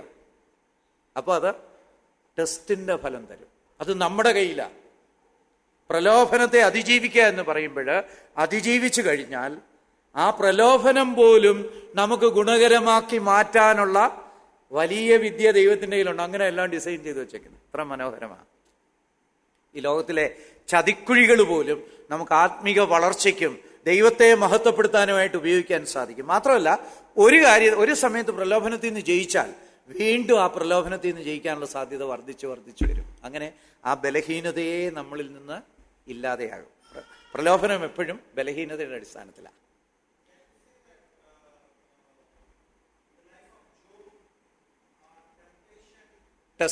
ടെസ്റ്റാണ്. അല്ല, അത് ടെസ്റ്റാണ്. അതെ, ദൈവം അനുവദിച്ചു സാത്താൻ കൊടുത്ത, അപ്പം ദൈവം തന്നെ കൊടുത്ത ടെസ്റ്റാണ്. പിന്നെ പരീക്ഷയുടെ ലക്ഷ്യം വിജയമാണ്. ദൈവം ഒരിക്കലും നമ്മളെ തോൽപ്പിക്കാനായിട്ട് പരീക്ഷ എടുത്തില്ല. എല്ലാ പരീക്ഷയിലും എല്ലാ വിശ്വാസികളും അൾട്ടിമേറ്റായിട്ട് വിജയിക്കും. ചിലപ്പോൾ ഇടയ്ക്ക് കുറച്ച് മർമർ ചെയ്യുകയും യോബിനെ പോലെ കരഞ്ഞ് നിലവിളിക്കുകയൊക്കെ ചെയ്തെന്ന് വന്നേക്കാം. പക്ഷെ ടെംപ്റ്റേഷൻ്റെ സാധാരണ റിസൾട്ട് പരാജയമാണ്. അപ്പം നമ്മൾ മനഃപൂർവ്വമായിട്ട് അതിനെ അതിജീവിക്കേണ്ടിയിരിക്കുന്നു. Thank you very much. ഇനിയും നമുക്ക് എല്ലാവർക്കും ആയുസൊക്കെ തരികയും എനിക്ക് ആയുസ് തരികയൊക്കെ ചെയ്താൽ നമുക്ക് ജനുവരിയിൽ അല്ലെങ്കിൽ ഫെബ്രുവരിയിലൊക്കെ കാണാം. Thank you.